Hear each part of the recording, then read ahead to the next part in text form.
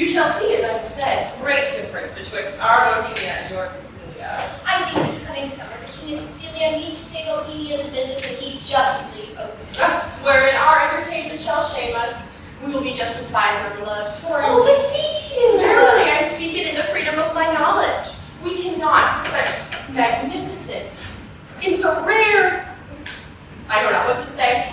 We shall give you sleepy drinks that your senses, unintelligent of our insufficiency, may, though they cannot praise us, as little accuse us. Oh, you pay a great deal too dear for what's freely given. Believe me, I speak as my honesty instructs me, and as my honesty puts it to utterance. Oh, the King and Cecilia cannot be overkind to Bohemia. They trained together in their childhood, and they are permitted to mix in an affection that cannot help but grow now. Their more mature dignities and royalist made separation of their society. Their encounters, though not personal, have been royally interlinked with interchanges of gifts, letters, loving embassies. They seem together, though separate. Oh, they seem together. They hold hands as if over vast, and embrace as if two ends of opposing wings. Heavens continue their loves. I think there is not in the world either malice or matter to alter it. You have an unspeakable comfort of your young Prince Mamilius. It is a gentleman of the greatest promise that ever came into my notes. I very well agree with you in hopes of him. He is a gallant child when that visits the subjects. He makes old hearts fresh. They went on crutches ere he was born, desire get their life to see him a man. Would they else be content to die? Yes, if they had no other excuse why they should go on living. If the king had no son, he should desire to live on crutches till he had one.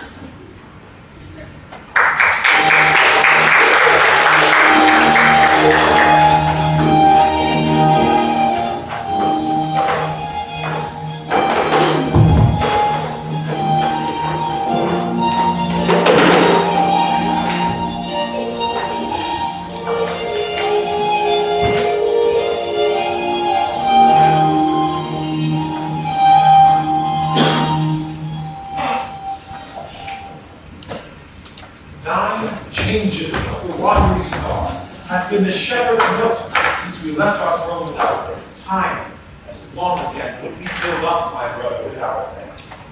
And yet we should for perpetuity go hence to death. Therefore, like a cipher yet standing in a rich place, I multiply with one great we thank you, and many thousands more to go before. Stay your thanks a while, and pay them when you part. Sir, that is tomorrow. I am questioned by my fears of what the chance will breed upon our absence. It will go speed as a problem to make us stay. This was forth too true. Besides, I have stayed tired of your loyalty. We are tougher, brother, than you can put us to it. No longer. What, 7th night longer? Very soon, tomorrow. Really, hard time between, and in that I'll no gainsay. Press me not, beseech you so. There is no tongue that moves. None in the world so soon as yours. And so it should now, for their necessity in your request. Although to me folk, I deny my affairs do even drag me home, which to hinder were in your love, a whip to meet my state to you, a charge and a trouble, to say both farewell, my brother.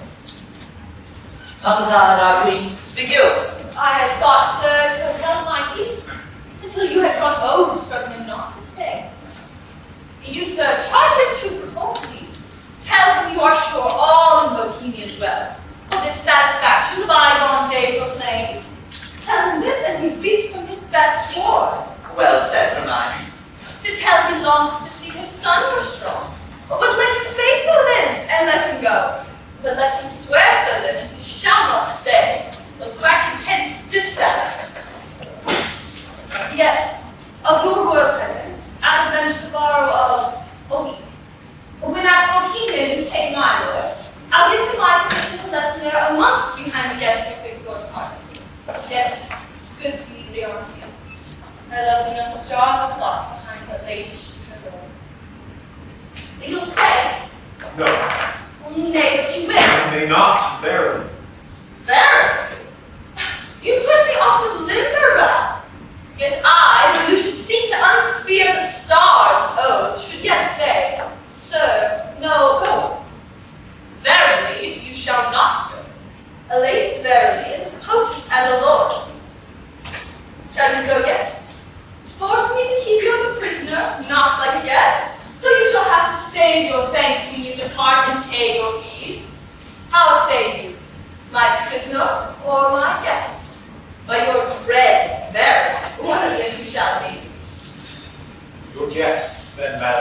prisoner should in court offending, which is less easy for me to commit than you to punish.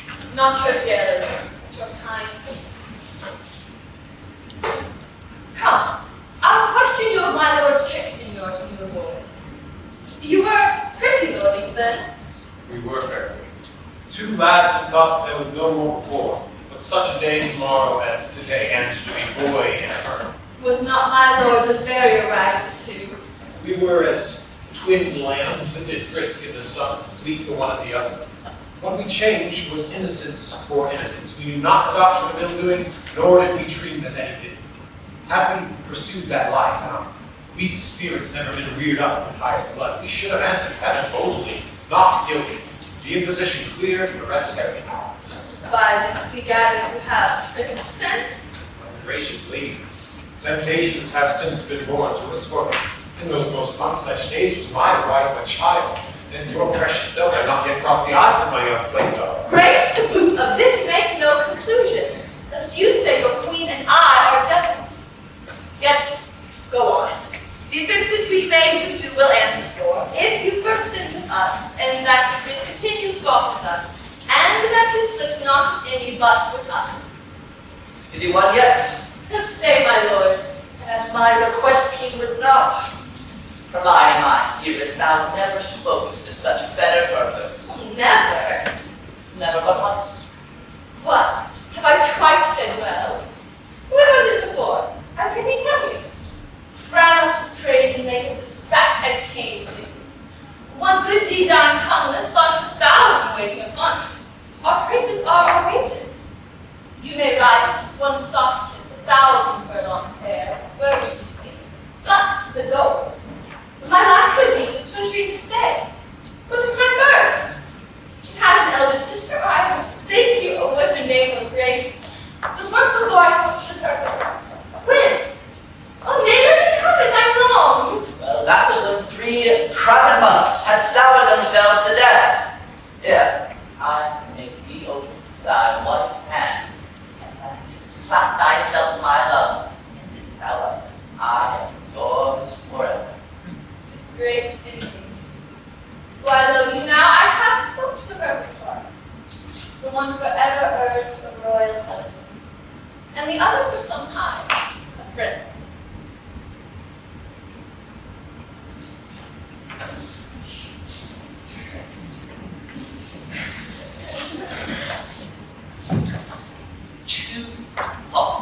Too hot.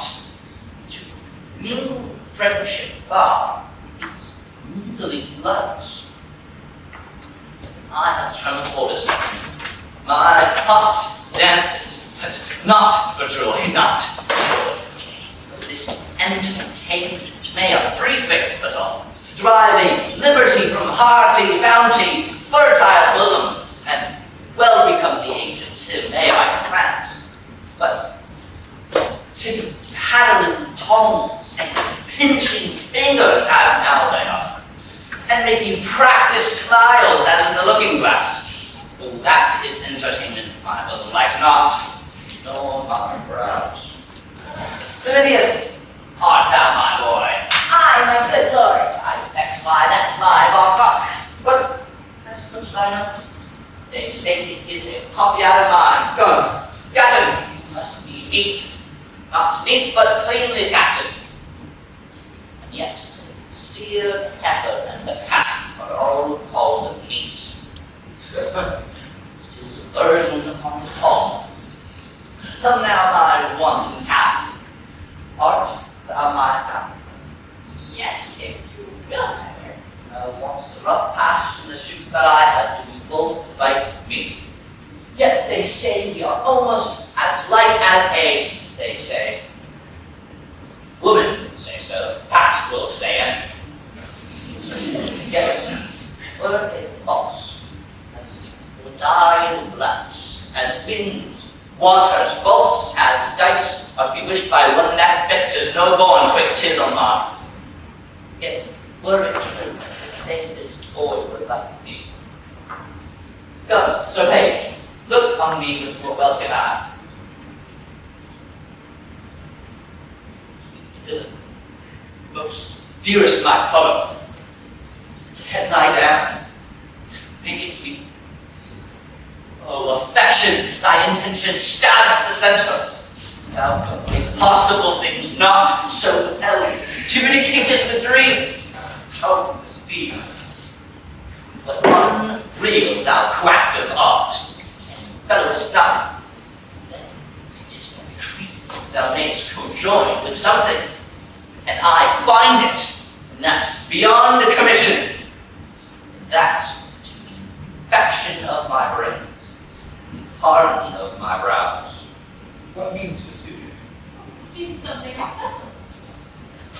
Ah, my lord. What cheer? How is it with you, best brother? Are you my lord? No, in good earnest, how sometimes nature will betray its folly, its tenderness, and make itself a pastime to harder bosoms. Looking upon the lines of my boy's face, methought did recoil 23 years, and saw myself unbreeched in my green velvet coat, my dagger muzzle, lest it should bite its master, and so true as ornaments often do, too dangerous. How like thought I was to this colonel, this squash, this gentleman. My honest friend, will you take eggs for money? No, my lord, I'll fight. You will? Why, happy man, please go.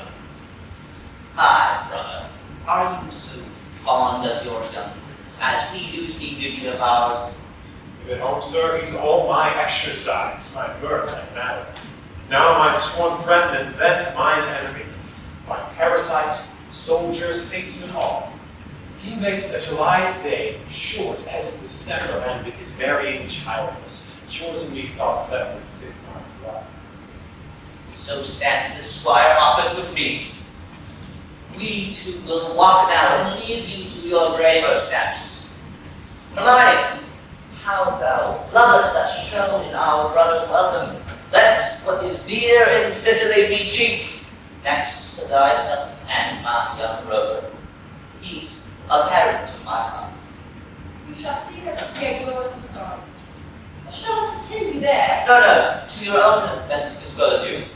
You'll be found being beneath the sky. I am angry now. See me not how I may fly. Go to. How she holds up the Neptune, the builder, and arms her with the boldness of a wife to her allowing husband. Gone already. Each knee deep, and ears a forked one. Go play, boy. Thy mother plays, and I play too. But so disgrace the part, whose issue will hiss me to my grave, and clamor shall be my knell. Go play, boy. There have been, or I am much deceived, cuckolds here now, and many a man there is, even at this moment, now when I speak this, who holds his wife by the arm, that little thinks she has been sluiced in his absence, is pawn fished by his next neighbor. Fine, sir, smile his neighbor. Nay, there is comfort in it, while some men have gates, and those gates opened as mine against their will. Should all despair that handful, why, the tenth of mankind would hang themselves. Visit for it there's none. It is a body plant that will strike where 'tis predominant and 'tis powerful. Be it east, west, north, south, be it concluded. No barricado for a belly. It will let in and out the enemy with bag and baggage. Many thousands honest out the disease and know it not. Memenius, how art thou? I am light, they say. That's something. Camilla there! I, my good lord. Memenius, go play. Thou art an honest man.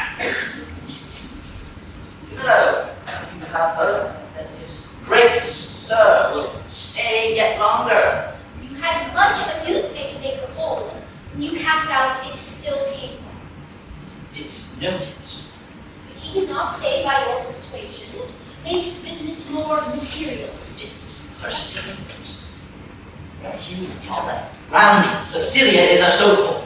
'Tis far gone when I shall gust it last. How keen it, Miller, that he did stay. By the entreaties of our By entreaties of your mistress. Good queen, good should be pertinent. And so it is. It is not.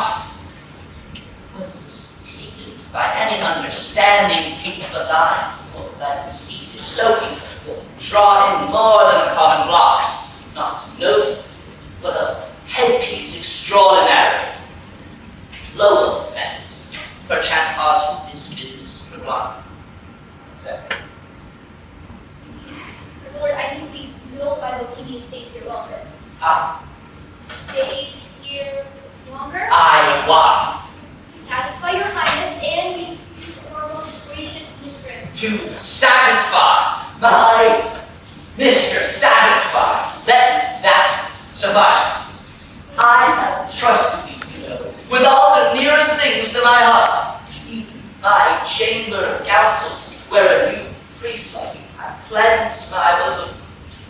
But we have been deceived in thy integrity, deceived in what seems so. Be it forbid, my lord! To thine heart, thou art not honest, or, if thou inclinest that way, thou art a coward, which hoaxes honesty behind, restraining from due course required, or else thou art a servant, grafted in my serious trust, and therein negligent, or else a fool, that seest the game played home, the rich stake drawn, and takest it all for jest. My gracious lord, I may be negligent, folly, and fearful. In all these things no man is free. And in his negligence, his folly, his fear, the infinite doings of this world sometimes put forth. Your business, my lord, I was ever willfully negligent. It was my own fault. If I ever industriously played the fool, well, that was my own negligence. Ever fearful to do the thing that I, the issue, doubted, when the executioner did cry out against the non-performer. That's the fear that does infect the wisest. These, my lord, are allowed infirmities that honesty is never freedom. Neither with me, my lord. Let me know my trespasses by their own visage. If I then deny it, 'tis none of mine. Have not you seen? No. Well, that's Pascal, or else your eyeglass is thicker than a consul torn. Or her vision so apparent, rumor cannot be mute, or thought. For cogitation resides not in that man that does not think my wife is a hobby horse, deserves a name as rank as any flax wedge that put through before her trot went. I will not be a stander by and watch my present mistress be crowned so. True, my heart, you did not say words that did becoming less than these, which to reiterate are a sin as deep as that though true. These whispered nothing, leaning cheek to cheek, touching noses. Stopped the career of laughter with a sigh, a note infallible of breaking honesty. Post foot on foot, skulking in corners, wishing clocks more swift. Hours, minutes, noon, midnight. All eyes blind with the pin and web but theirs only. What would unseen be wicked? Is this nothing? Why, then the world and all that's in it is nothing. The covering sky is nothing. Bohemia, nothing. My wife is nothing. Nor nothing have these nothings, if this be nothing. My lord, be cured of this disease, mine and betimes, for 'tis most dangerous. Say it be 'tis true. No, no, my lord. Thou lie. I say thou liest. Camilla, pronounce thee a gross lout, a mindless slave, or else the hovering temporizer that canst with thine own eyes see good and evil, inclining to them both. Were wife's liver as infected as her life, she would not see to the running of one glass. Who does, in fact? Why, he that wears her like a medal around his neck. Bohemia! Who, if I had servants true about me, could see to mine own eyes mine honor as their own prophets, their own particular grace. They would undo that which would undo more doing. I, thou is cupbearer, whom I from inner form have benched and reared to worship. I just see as plainly as heaven sees earth, and earth sees heaven, how I am God. Might the spice become to give my a lasting wink, which draft me a port. I do this, my lord, and with no rash pushing, a lingering drought, one that does not work maliciously and poison. I cannot see this crack in my dread mistress, so sovereign and honorable. I have loved thee. Make that thy question and go rot. Dost thou think I am so muddy, so unsettled, to appoint myself in this vexation to solely purity and whiteness of my sheets, which to preserve is sleep, which in a spot is goads, thorns, nettles, tails of wasps, give scandal to the blood of the prince, whom I do think is mine, and love as mine. Without right moving to it, could I do this? Could man so blench? I must believe you, my lord, and I do. And for that, I will offer, provided that when he is removed, you will take your queen back as yours at first, for my son's sake, and thereby for sealing the injury of tongues in courts and kingdoms known and allied to yours. Thou dost advise me, even as my own course has been set down. I'll give no blemish to her honor, no. Then, with countenance as clear as French vest is at a feast, keep the Bohemia and Bohemia. I am his cupbearer. If for me a wholesome beverage is, help me not your servant. That is all.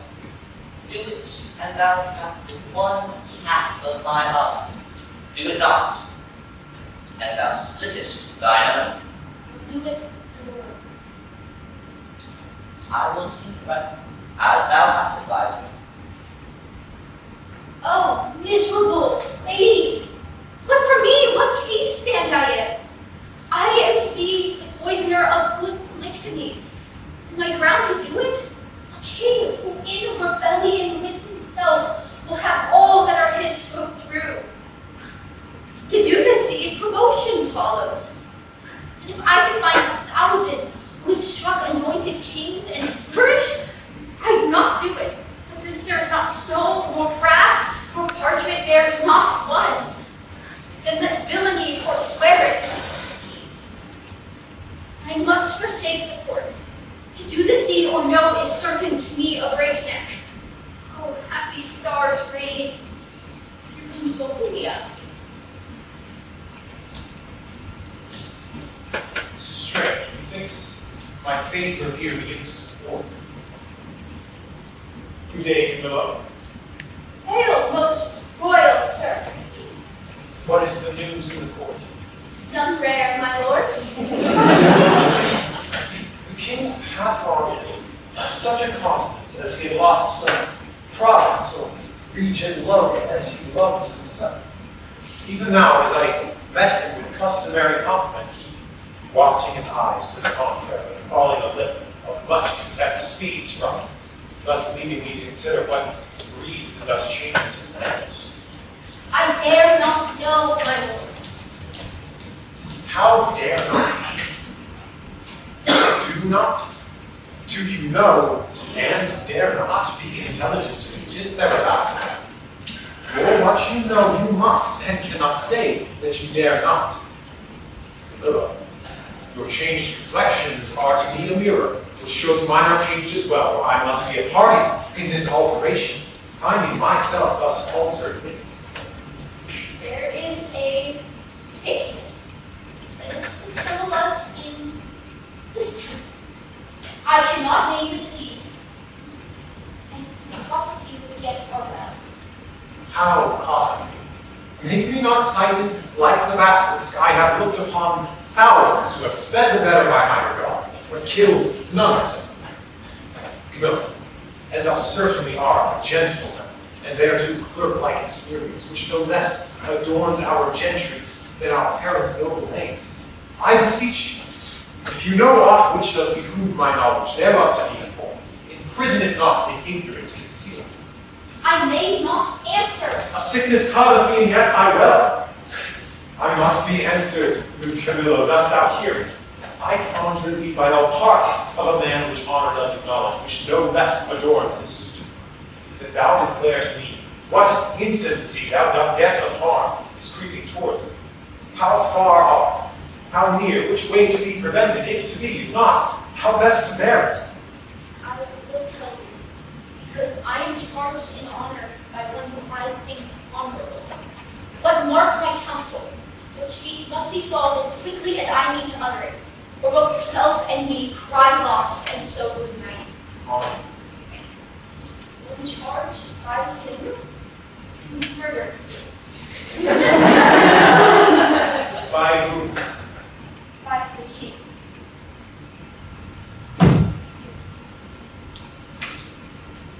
For what? He thinks it with all confidence. He swears, as if he had seen it himself, or been an instrument to your vice.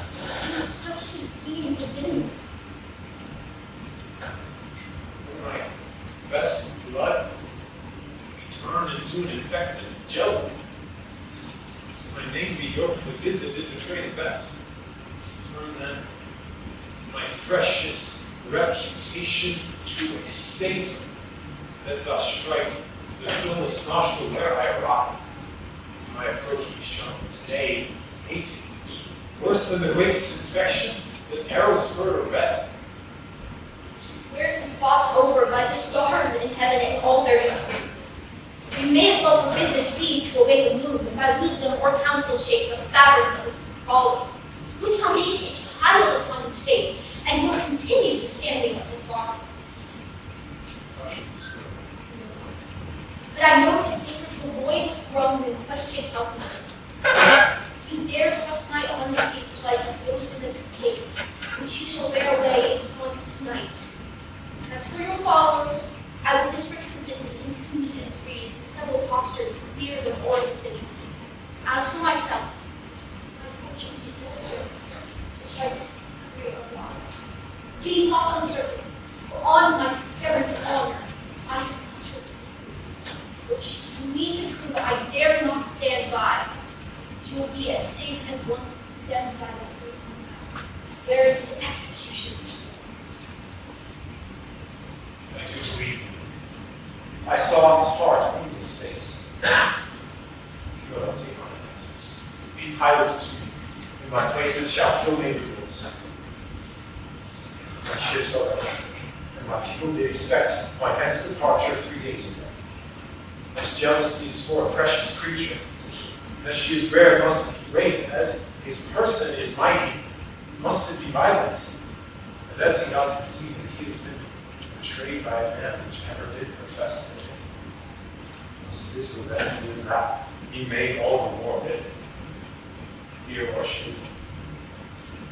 Good expedition be my friend, and comfort and gracious free part of his need, but none of this little guilty suspicion. I will take. I am honored by a father, if you bear us my love on face. You must avoid. I own peace to all the posterns. Please, your highness, take your to tower. Come, sir, away.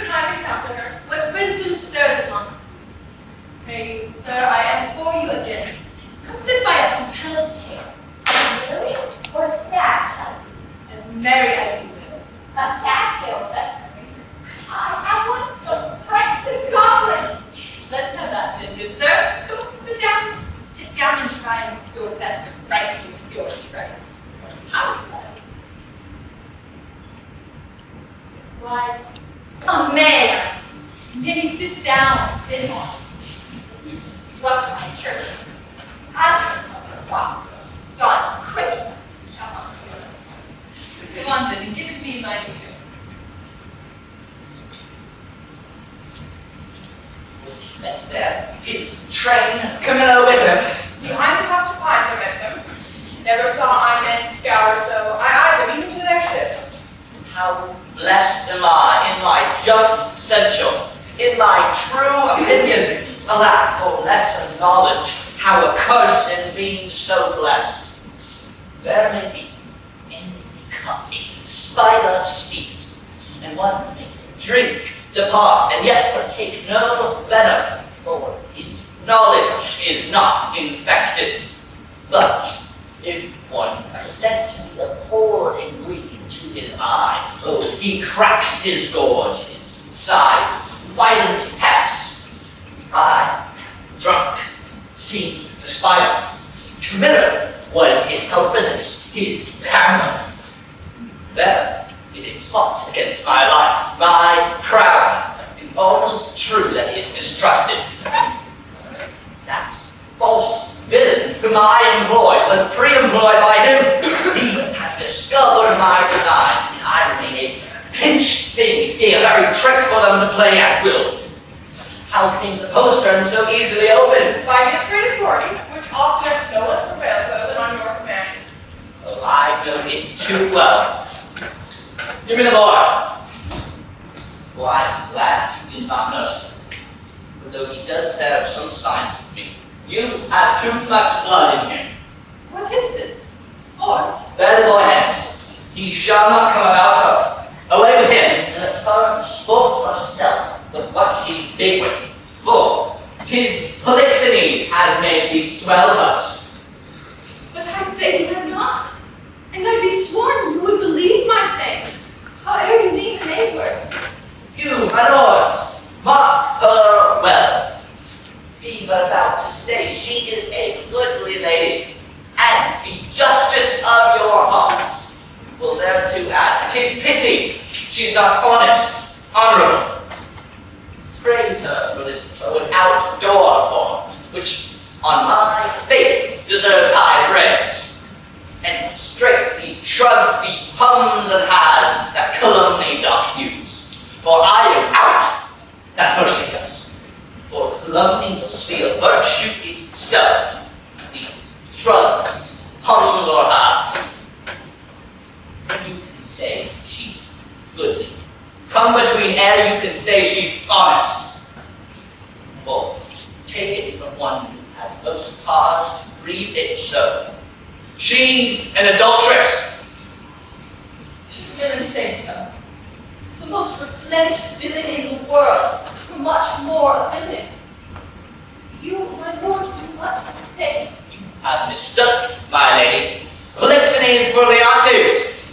Oh, thou thing, which art not called a creature of thy place, thus barbarous, making me the precedent, doth a like language use to all degrees, leaving prince and beggar. I have said she's an adulteress. I have said with whom? More, she's a traitor, and Camilla Lefebvre with her. One that knows what she should shame to know herself. That she's a bed swerver, even as bad as those that vulgar give boldest titles to.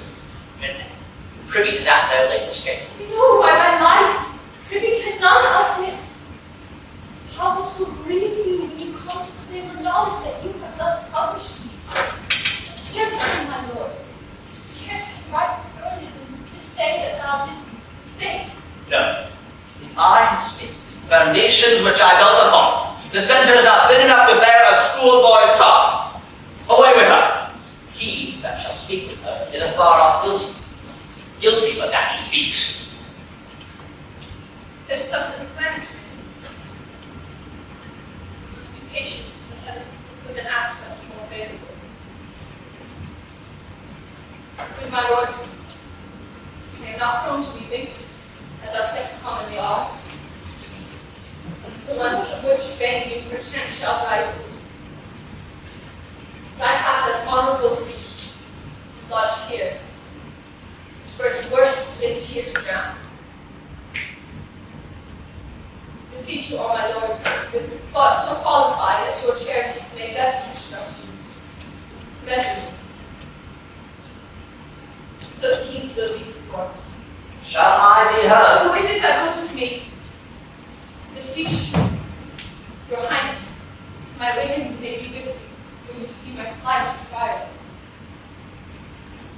Do not treat your voice. There is no cause. We shall know your mistress has deserved it, then abound in tears I come. This action I now go on is for my better grace.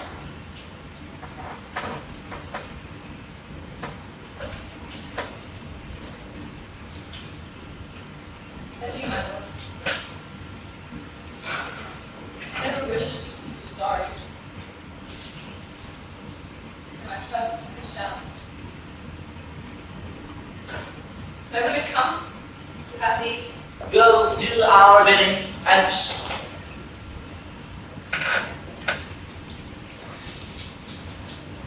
Beseech you, your highness, call the queen again. Be certain what you do to elect your justice. Prove violence in which 3 great ones suffer: yourself, your queen, your son. Beseech your highness. If she be otherwise, I'll keep my stables where I lodge my wife. I'll go in couples with her, that when I feel and see her, no further trust for every inch of woman in the world. Every dram of woman's flesh is false if she be. hold your pieces. Good my lord, it is for you who we speak up for ourselves. You are abused, and by some who are on that will be damned for it. Would I knew the fellow, I would land damn him. Ye she honor God. I have 3 daughters. The eldest is 11, the second and the third 5, and son 9. This prove true, will pay for it. By mine honor, I'll kill them all. 14 they shall not see to bring forth false generation. They are co-heirs, and I had rather live myself than they should not produce fair issue. Cease no more. You smell this business with a sense as cold as a dead man's nose. But I do see it and feel it as we do us, and feel all the instruments that feel. If it be so, we need no grave to bury honesty. There's no grave, the face to speak of, the whole of the earth. What's black eye, credits? I had rather you did laugh than I, my lord, upon this ground. And rather, it would content me if were honor true than your suspicion. He blame for it as he might. Why? What need we commune with you of this? But rather follow our forceful instigation. Our prerogative calls not your counsel, but our natural goodness imparts this, which, if you, stupefied or seeming so in skill, cannot or will not relish a truth like us. Inform yourselves, we have no more need of your advice. The matter, the gain, the loss, the ordering on it, is all properly ours. And I wish, my liege, live only in your silent judgment, try to without more overture. How could that be? Either that art ignorant by age, or born a fool. Criminals flax added with their familiarity, which was as gross as ever lacked conjecture, doth make up to the deed and push on this proceeding. Yet, for greater confirmation, for an act of this importance to our most hideous to be wild, I have sent in dispatch to sacred Delphos, to Apollo's temple, Leones and Dion, whom you know of self-sufficiency. Now, from the oracle they will bring all whose spiritual knowledge shall stop or spur me. Have I done well? Well done, my lord. Though I am satisfied and need no more than what I know, so shall the oracle give rest to the minds of others, whose ignorant credulity will not come up to the truth.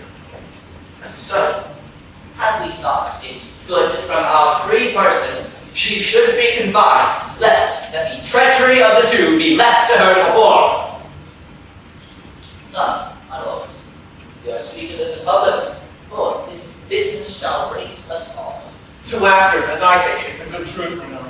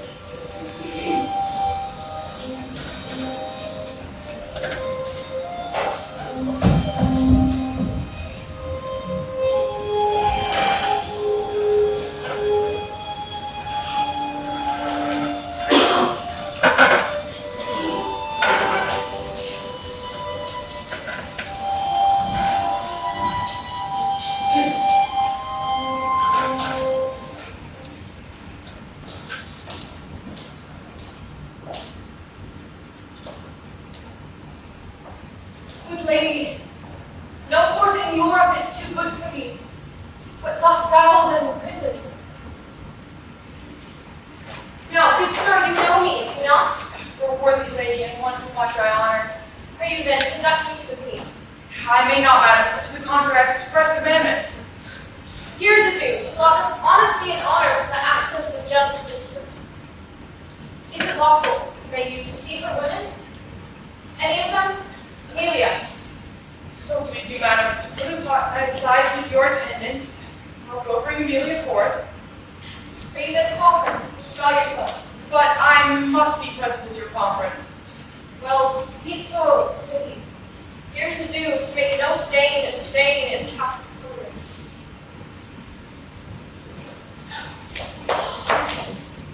Dear gentlewoman, how fair is our gracious lady, as well as one so great and so forlorn. They hold together on her price and griefs, which never can the lady hath nor bring her. She is something before her time delivered. A what? A daughter, and a good babe, lusty and like to live. The queen receives much comfort in it, says, my poor prisoner I was innocent. These dangerous, unsafe doings, the king beshrew them. He must be told on it, and he shall. The office becomes a woman best, I'll take it upon me. If I prove honey-mouthed, let my tongue blister, and never to my red lipped anger be the trumpet any more. Can you, commend my best obedience to the queen. If she dares trust me for little babe, I'll show it to the king and undertake to be her advocate to the loudest. You do not know how he may soften at the sight of the child. Silence, often of pure innocence, persuades and prevails. Most worthy madam, your honor and your goodness is so evident that your free undertaking cannot miss a thriving issue. There is no lady living, so meet for this great errand, please your ladyship, to visit the next room while presently acquaint the queen of your most noble offer, who but today hammered of this design. But durst not tempt the minister of honor, that she should be mine. Tell her, Amelia, I'll use that tongue I have. If wit flow from it as boldness from my bosom, let it not be doubted, I shall do good. Now be you blessed for it. I'll to the queen. Please, you come something nearer. Madam, if it please the queen to send the babe, I do not want to her to pass it, having no warrant. You need not fear it. This child was born prisoner to the womb, and is by law and process of great nature that's freed and enfranchised. Not a party to the anger of the king, nor guilty of, if any, the trespass. I do believe it. Do not fear. Upon mine honor, I will stand to Christine of anger.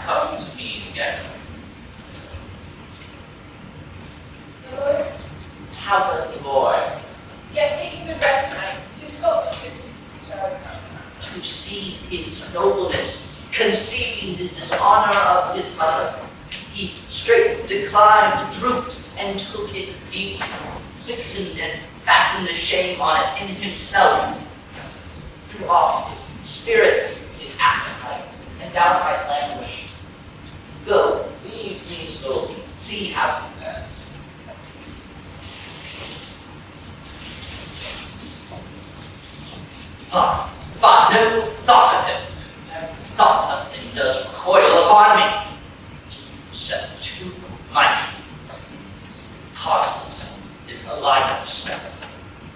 Let them until the time is so. For present vengeance, take it on her. Camillo and Polixenes laugh at me, make their pastime at my sorrow. They would not laugh if I could reach them, nor shall she within my grasp. Nay, not enter. Nay, rather good my lords be second to me. Fear you his tyrannous passion more, alas, than the queen's life? A gracious innocent soul more free than he is jealous? That's enough. He hath not slept tonight, committed none should catch him. Not so often, sir, I come to break him speed. To such as you that creep like shadows by him, and do sigh at each his deepest fears. Such as you nurse the cause of his iniquity. I come with words as medicinal as true, honest as either, to purge him from that humor that presses him from speech. What noise there? Huh? No noise, sir. A needful conference about some gossips for your highness. How? Away with God, audacious lady! Antigonus, I charge thee that thou, wife, should not come about me. I knew she would. I told her so, my lord, on your displeasure's peril and on mine she should not visit you. What canst not rule her? In all dishonesty he can. In this, unless you take the course that you have done, commit me for forbidding honor. Trust it, he shall not rule you. Why, now you hear? She'll not let her take the reins. She'll not stumble. Good my lord. I pray, and I profess myself your loyal servant, your physician, your most obedient counselor. Yet that dares listen here so and comforting your ease. That such is most of yours. I say I come from your good queen. Good queen. Good queen, my lord, good queen. I say good queen, and if I combat make her good, so were I a man the worst about you. Force her hence. Let him that makes but trifles of his eyes first can me. On mine own accord I'll off, but first I'll do my own. Your good queen, for she is good, hath brought you forth the daughter. Here it is, commence it to your blessing. Out! A mankind witch! The most intelligent bar. Not so! I'm as ignorant in that as you, in so is my lady, and no less honest than you are mad. It is enough, I'll warrant, this world goes to pass for honest. Traitor, will you not push her out? Thou, daughter, thou art woman tired, unroosted by thy dame Parthian. Take up the bastard. Take it up, I say, and give it to thy throne. Forever unbearable be thy hands as thou takest up the princess by that forced baseness which she has put upon it. Oh, he dreads his wife. So ever you did. Then toward past all doubt you call your children yours. A nest of traitors. I am not my good wife. Nor I, nor any but one must hear, and that's himself. For he, the sacred honor of himself, his queens, his hopeful sons, his babes, betrays to slander. Whose sting is sharper than the swords, and will not, for as the case now stands, it is a curse he cannot be compelled to it. Once remove the root of his opinion, which is rotten as our oak or stone is sound. Collect of boundless tongue, which late hath beat her husband, now fakes me. This brat is none of thine. It is the issue of Polixenes. Hence with it, and together with the dam, commit them to the fire. It is yours, and might we lay the old proverb to your charge, so like you, tis the worst. Behold in my voice, although the prince be ill, the very copy and matter of the father. I know this thing. The trick of his frown, his forehead, they, the best. The pretty dimples of his chin and cheek, his smiles, the very mold and frame of hands male. And thou, good goddess nature, which hast made it so like amongst all colors know the other, lest she suspect as he does, her children not her husbands. A roast hag, and lose thou art worthy to be hanged if thou wilt not stay her tongue. Hey, all the husbands that cannot do that feat, you'll leave for some parties. Once more, take her hence. A most unworthy and a natural lord can do no more. Oh, I'll have thee burnt. I care not. It is an heretic that makes the fire, not she which guards it.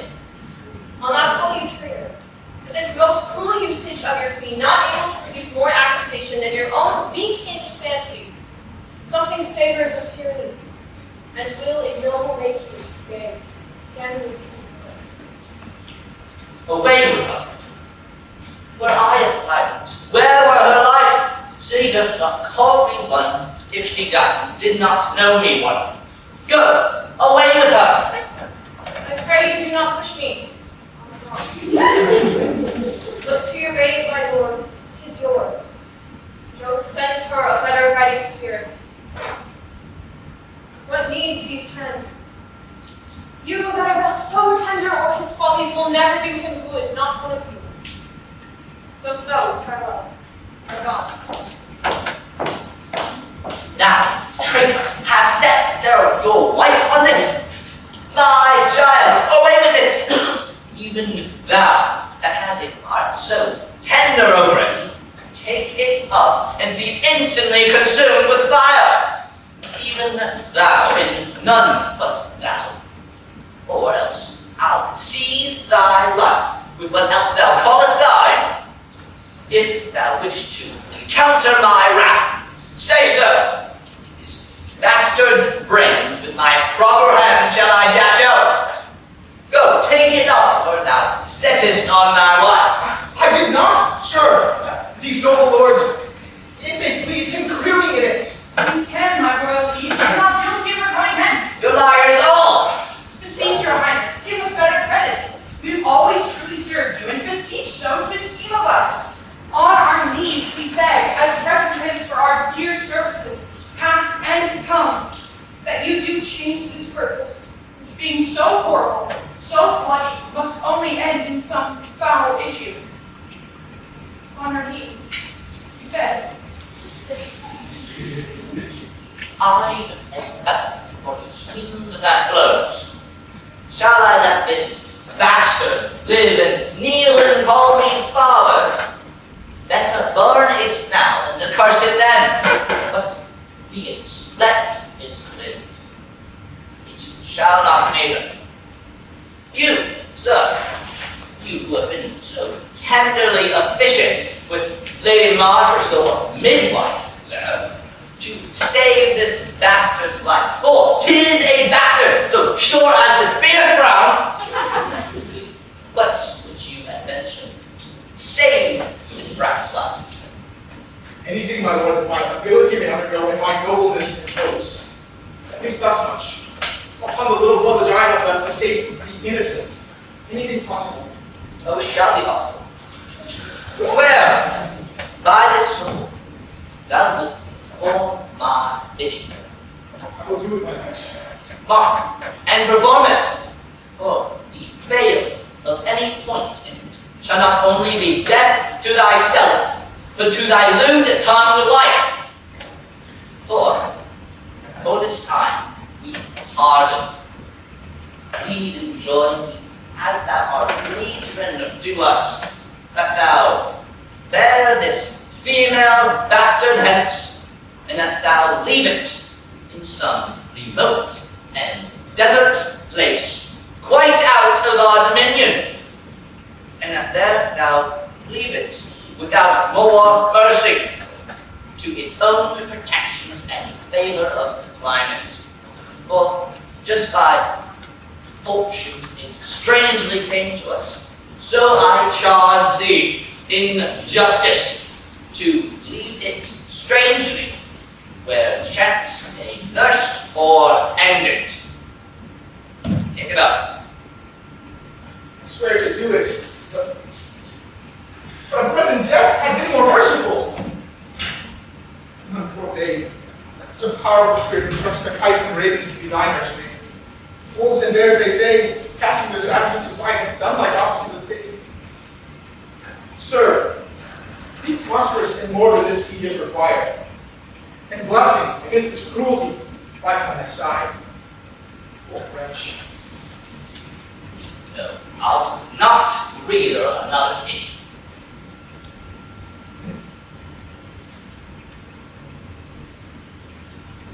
Your Highness, most moving sent to the oracle have arrived in our days. Cleomenes and Dion, having well arrived from Delphi, are here and are hastening to the port. Please you, sir, your speed hath been beyond all account. 23 days they have been absent. 'Tis good to speed, foretells that Apollo will have the truth of this appear. Prepare you, lords, summon a session that we may arraign our most disloyal lady. For just as she has been publicly accused, so shall she have a just and open trial. While she lives, my heart will be a burden to me.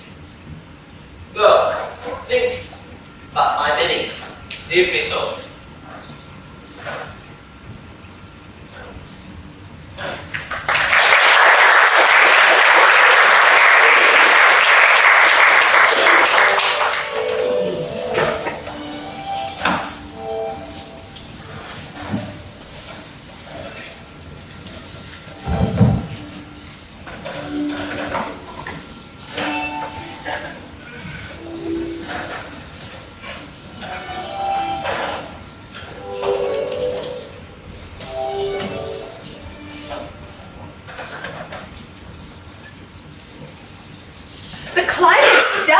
The air most sweet, fertile the isle, the temple far surpassing the common phrase of theirs. Oh yes, I shall report for most important the celestial habits of the insects as you term them, and the reverence of the grave wearers.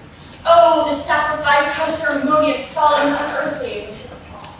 But of all, the burst in the ear-deafening voice of the oracle, kin to Jove's thunder, so surprised my sense that there was nothing. Yes. If the event of the journey prove as successful to the queen, only so, as it happened to us fair, pleasant, speedy, the time is worth the use on it. Oh, great Apollo, turn all to the best. These proclamations forcing faults upon Hermione, I little like them. The contents of this will clear or end the business, when the oracle, by Apollo's great mind still up, shall the contents discover. Something rare, even then will rush to knowledge. Go, rush horses, and gracious be the issue.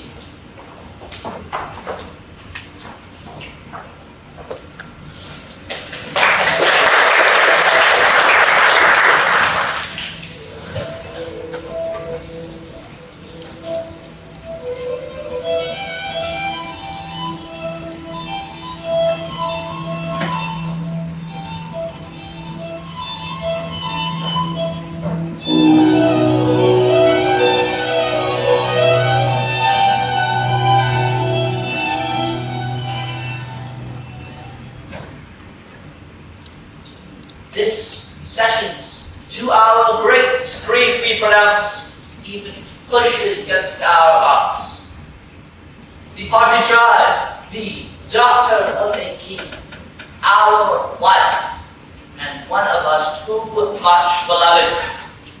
Let us be cleared of being tyrannous, since we so openly proceed in justice, which shall have due course either to the guilt or the purgation. Produce the prisoner. His Highness wishes that the Queen appear in person here in court.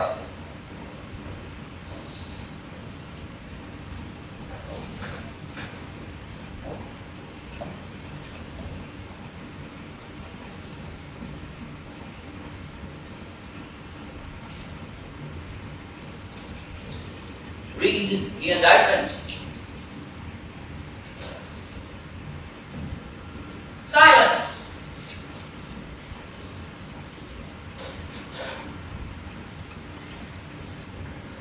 Hermione, Queen to the worthy Leontes, King of Sicilia, thou art here accused and arraigned of high treason, in committing adultery with Polixenes, King of Bohemia, and conspiring with Camilla to take away the life of our sovereign lord the king, thy royal husband.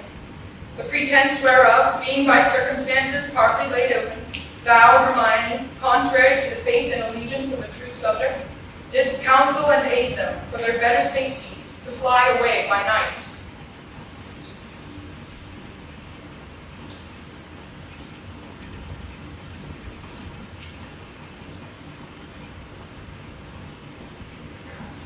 Since what I have to say must be that which contradicts my accusation, the testimony on my part, no other but what comes from myself, shall scarce boot me to say, not guilty.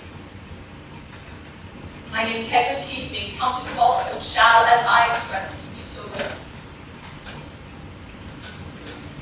But thus, powers divine behold our human actions as they do. And I doubt not but that innocence shall make false accusation blush, and tyranny tremble at patience. You, my Lord, best know, whom least would seem to do so. My past life has been as continent, as chaste, and as true as I am now unhappy. Just more than history can passionately devise a play to take spectators. For behold, a fellow of the royal bed, owing a mighty at the throne, a great king's daughter, mother to a hopeful prince, here standing to prate and talk for life and honor for who please come here. For life, at prices I weigh grief, which I would spare. For honor, 'tis a derivative from me to mine, and only that I stand for. I appeal to your own conscience, sir. Before Polixenes came to your court, how I was in your grace. How merited to be so. What encounter so uncurrent I have strayed to appear thus. One shot beyond bound of honor, or in thought or will that way incline me. Hardened be the hearts of all that hear me, and my nearest kin cry fie upon my grave. I never heard yet that any of these bolder vices wanted less impudence to gainsay than to perform it first. It's true enough, sir, but 'tis a saying not due me. You know not how much. More than mistress of what comes to me in the name of fault, I must not at all acknowledge.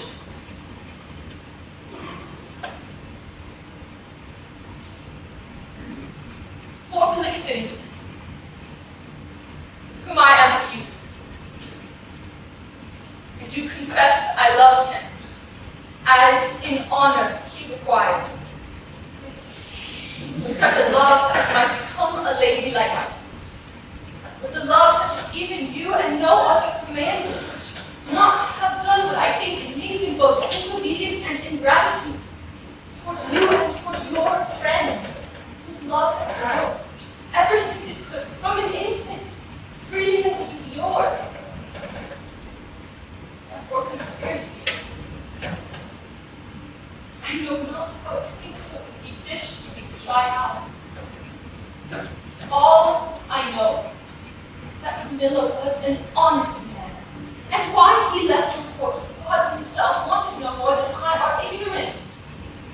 Well, you know, just as you know what you have undertaken to go in his absence. Sir, you speak a language that I understand not.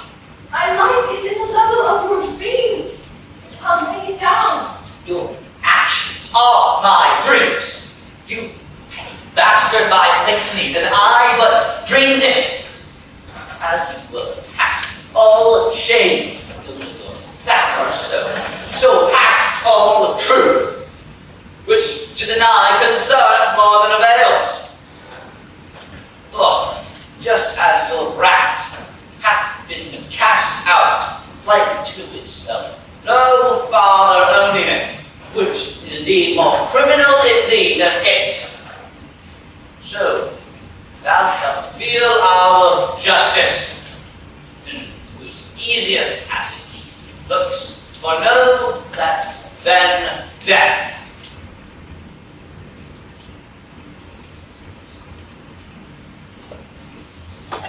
So, spare your threats. The bug which you would frighten me with, I see. To me, life can be no commodity. Crown and comfort of my life, your favor. They do give lost, for I do feel it gone, though know not how it went. My second joy and first fruits of my body, from his presence I am barred like one infectious. My are most unlucky. From my breast, the innocent milk in his most innocent mouth, hailed out to murder. Myself on every post proclaimed the strumpet.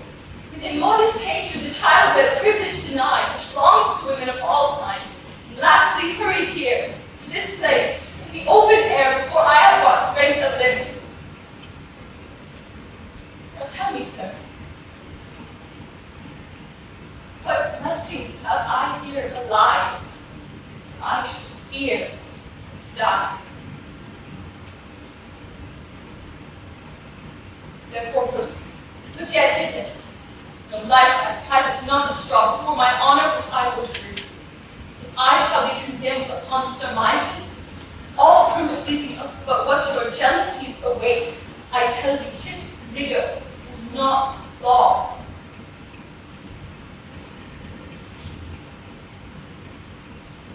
Your honors all, and you refer me to the oracle. Apollo, be my judge. This your request is altogether just. Therefore, bring forth, and in Apollo's name, this oracle. The Emperor of Russia is my father. Oh, that he were alive, and here beholding his daughter's trial. That he did but see the flatness of my misery. Eyes of pity, not revenge.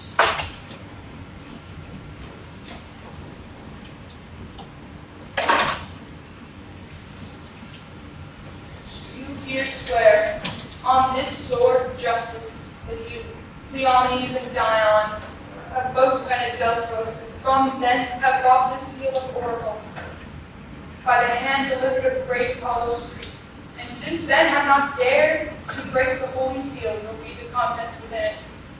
All this we swear. Break up the seal and read.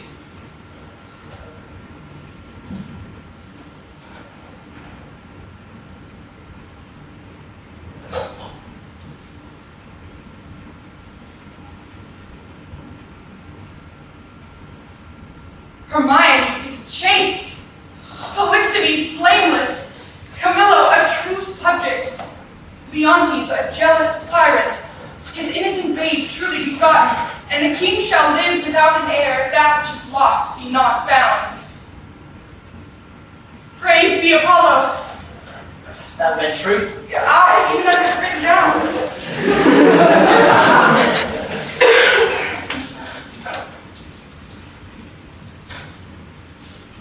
The oracle.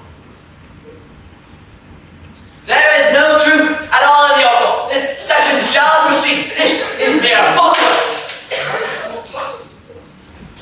My lord, the king! What business? I shall be hated, your lord. The prince, your son, a mere conceit and fear of the queen's speed, is gone. Gone? Is dead. The heavens themselves I rule, and doth strike at my injustice. But there, This news is mortal to the queen. Look down and see what death is due. but overcharged, she will recover. I too much believe thine own suspicions. Beseech you, tenderly apply to her some remedy for life.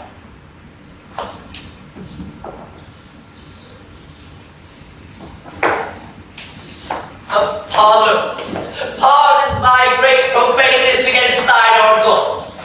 I'll reconcile me to Polixenes, who woo my queen. Recall the good Camillo, who I proclaim a man of truth, of mercy.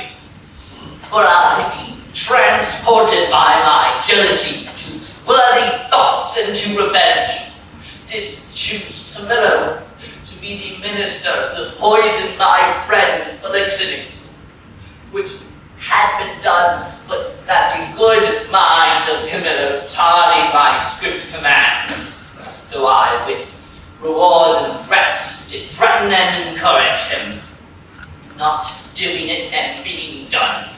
He, most humane and filled with honor, did to my kingly guest unclasp my practice, quit his fortunes there, which you knew great, and to hazard of all uncertainties, him self-commended. Oh, how he glisters through my rust, how his hide does my deeds make the blacker. Oh, the while, I'll cut my lace lest my heart cracking and break to. What fit is this, good lady? What stunning torments, tyrants passed through me. What wheels, racks, fires, what flame, boiling in leads or oils. What old or newer torture must I receive, whose every word deserves to taste of thy most worst? Thy tyrannies, together working with thy jealousies, fancies too weak for boys, too green and idle for girls of 9. Oh, see what they have done, and then run mad indeed, stark mad. For all thy bygone fooleries are but spices of it. But thou betray'st Polixenes. 'Twas nothing that did but show thee a fool, inconstant and damnable and grateful. Nor was it much. Thou wouldst have poisoned good Camilla's honor to have him kill a king, or trespasses more monstrous standing by, whereof I reckon thy casting forth to crows thy baby daughter, to me, or none, or little. Though a devil would have shed water out of fire, I've done it. Nor is it directly laid to me, the death of the young prince, whose honorable thoughts high for one so tender, left the heart to conceive, a gross and foolish sire blemished his gracious stand. This is not no lead to thy answer. Alas, O lords, when I have said prideful, the queen,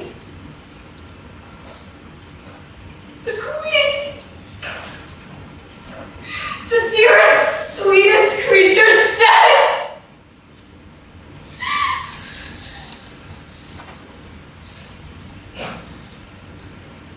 And vengeance for it not dropped down yet. Your powers forbid! I say she's dead. I'll swear it. If word nor oath prevail not, go and see. If you can bring tincture or luster in the lip or eye, heat outwardly or breath within, I'll serve you as I would the gods. But O thou tyrant, do not repent these things, for they are heavier than all thy boasts. Therefore, betake thee to nothing but despair. 1,000 knees, 10,000 years together, naked, fasting upon a barren mountain, and still winter and storm perpetual could not move the gods to look that way that wert. Go on, go on. I have deserved every kind of their business. Say, Lord, howe'er the business goes, you may fault in the boldness of your speech. I'm sorry for it. All faults I make, when I shall come to know them, I do repent. Alas, I've shown too much the rashness of a woman. He is touched to the noble heart. What is gone and what is past help should be past grief. Do not receive affliction at my petition. I beseech you, rather, let me be punished, that I remind you of what you should forget. Now, good my liege, sir, royal sir, forgive a foolish woman. The love I pour your queen. Oh, okay. I'll speak of her no more, nor of her children. I'll not remember you of my own Lord, who is lost to me. Take your patience to you, and I'll say nothing. Speak well, when most the truth, which I receive much better than to be pitied. With it, bring me to the dead bodies of my human son. One grave shall be for both. causes of their death, so shall be unto our shame perpetual. Once a day I'll visit the chapel where they lie, and tears shed there shall be my recreation. Bring me to these songs.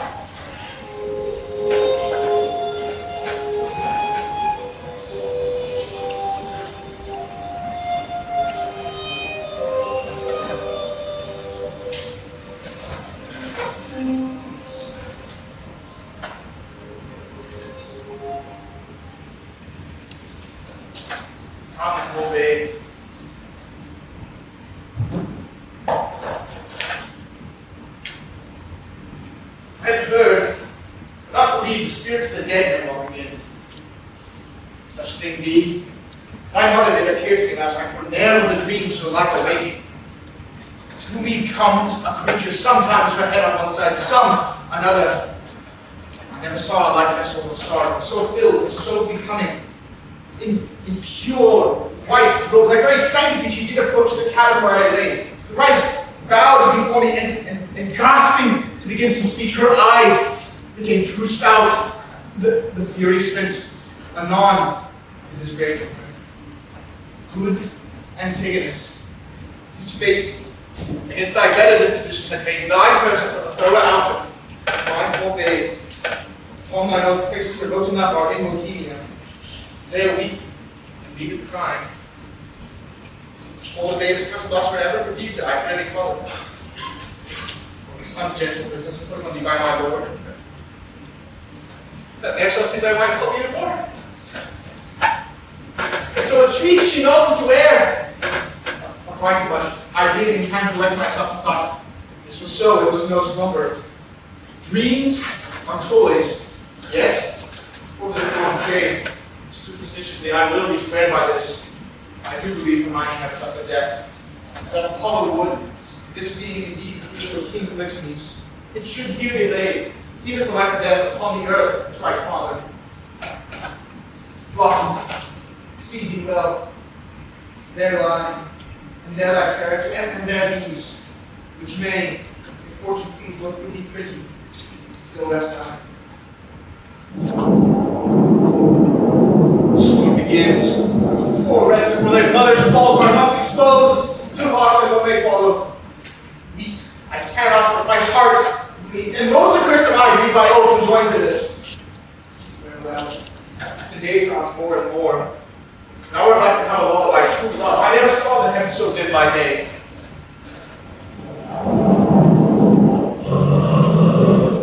A savage, clamor, well that is bored. This is the chase, I am gone forever!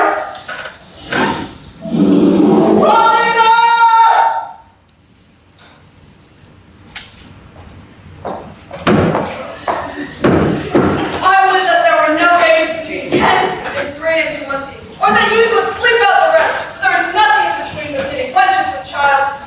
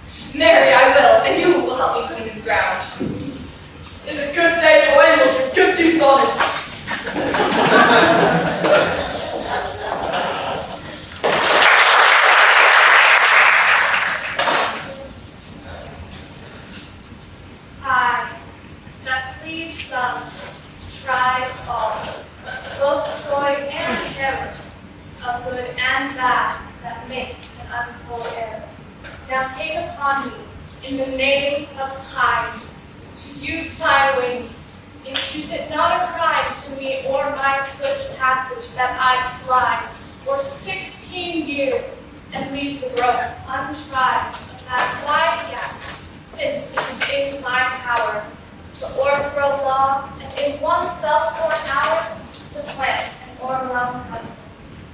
Let me pass the same I am ere ancients' order was, or that is now received.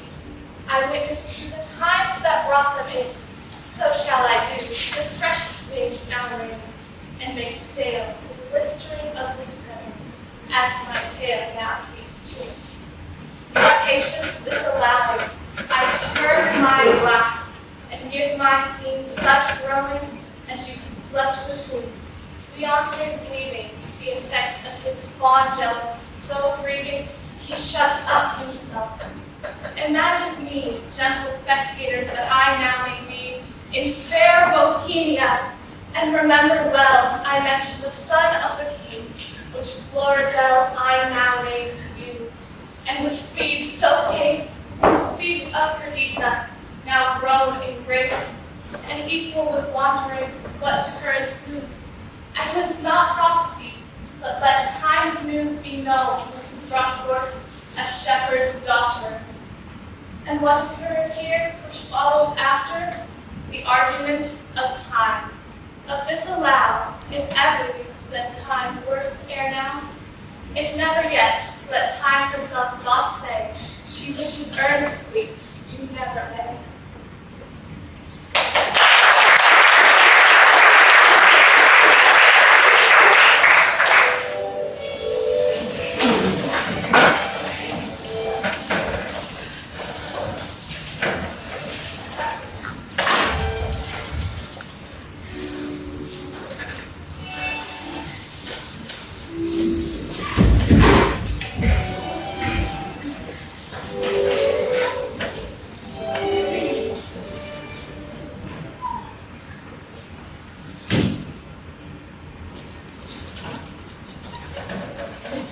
Pray thee, good Camilla, be no more importunate. 'Tis a sickness denying thee aid, a death to grandness. It's been 15 years since I last saw them. Then, for the most part, I've been aired abroad, but I desire to lay my leave. Besides, I've been to keep my master to second, that I might be still led, or I seem to think so, which is another spirit of my adventure. As thou lovest me, Camilla, why not out the rest of thy services by leaving me now? The greed I have of thee, thine own goodness hath made better not to have had thee than thus to want thee. As thou hast made me businesses which none without thee can sufficiently manage, thou must either stay here to execute them myself, or take away with thee the very services thou hast done, which, if I have not enough considered, to be more thankful will be my study, and my profit, the heaping friendships there. As for that faithful country, Sicilia Printed, speak no more, whose very name punishes me with remembrance of that penitence thou lovest, and reconcile King my brother, whose loss is most precious, we the children of him now to be refreshed. Satan, when sawest the Prince Florizel, my son? Kings are no less unhappy than they are in losing them when they have approved of their virtues. It's been 3 days since I last saw the prince, and his happier affairs are to me unknown. But I have distinctly noted he is of late much retired before, less frequently with the exercises than he previously had here. I have considered as much, Camilla, and with much care, so far as I have eyes under my services, which look upon his removals, that he is seldom from the house of a most homely shepherd, a man that they say is from nothing and beyond the imagination of his neighbors, come unto an unspeakable estate. I have heard, sir, of such a man. He has a daughter of most rare note, your report of which is much further than the extent of such accomplishment. Likewise is a part of my intelligence, but I fear his name plus our son. Thou shalt accompany us to this place where we will, not appearing as ourselves, have question with this man, from whom in his simplicity I think it not uneasy to get the cause of our son's restored. Be my present partner in this business, and lay aside any thoughts of Cecilia. I willingly obey your commands. My best skill alone. Come, we must disguise ourselves.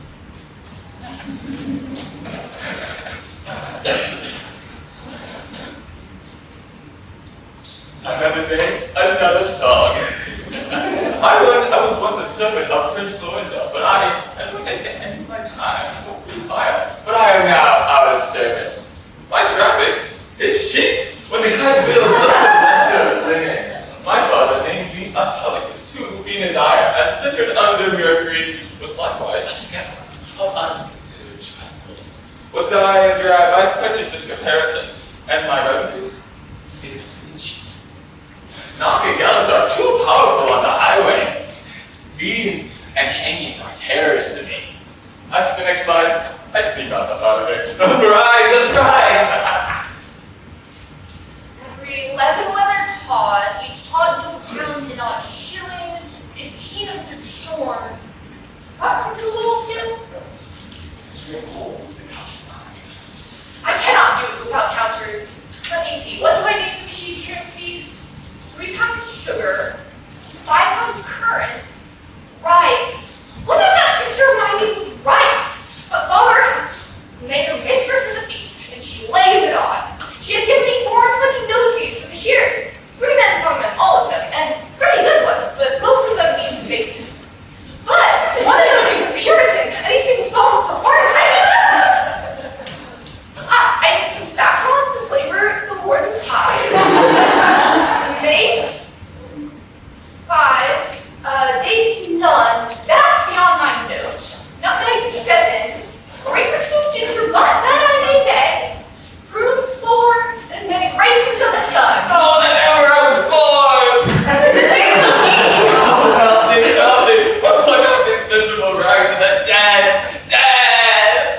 Alack, poor man, thou hast need of more rags to lay on me than have these off. Oh, sir, the loathsomeness of them offends me more than the stripes which I have received, which are mighty and millions! Alas, poor soul, a million of beating may come to a great matter. Oh, sir, I am robbed. My money and apparel taken from me, and these detestable things put upon me. By a horseman or a footman?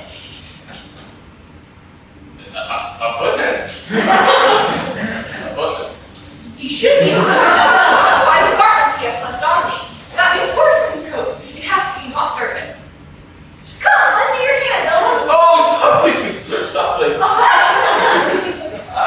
I fear, sir, my shoulder blade is out. Canst thou stand? Gently, sweet sir.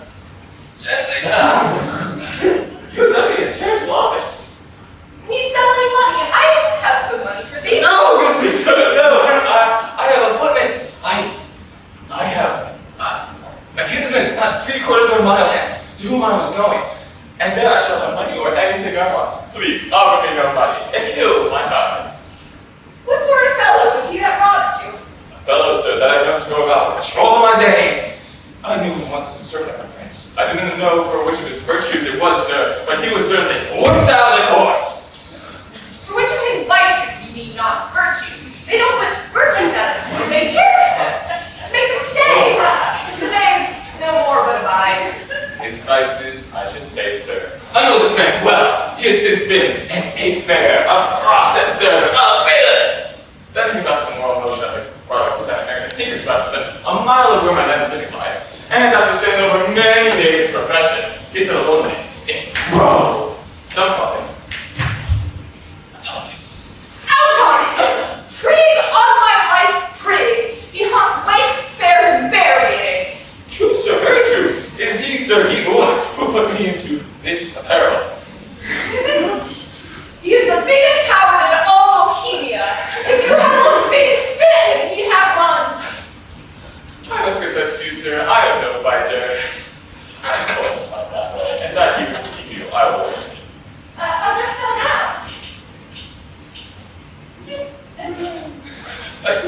sir, better than I was. I can say it. And walk! I will be entirely of you, and may softly towards my kinsman. Shall I go with you? No, good sir. No, sweet sir. Very well then, I'm off to my spices for my sheep shearing. For us, for you, sweet sir.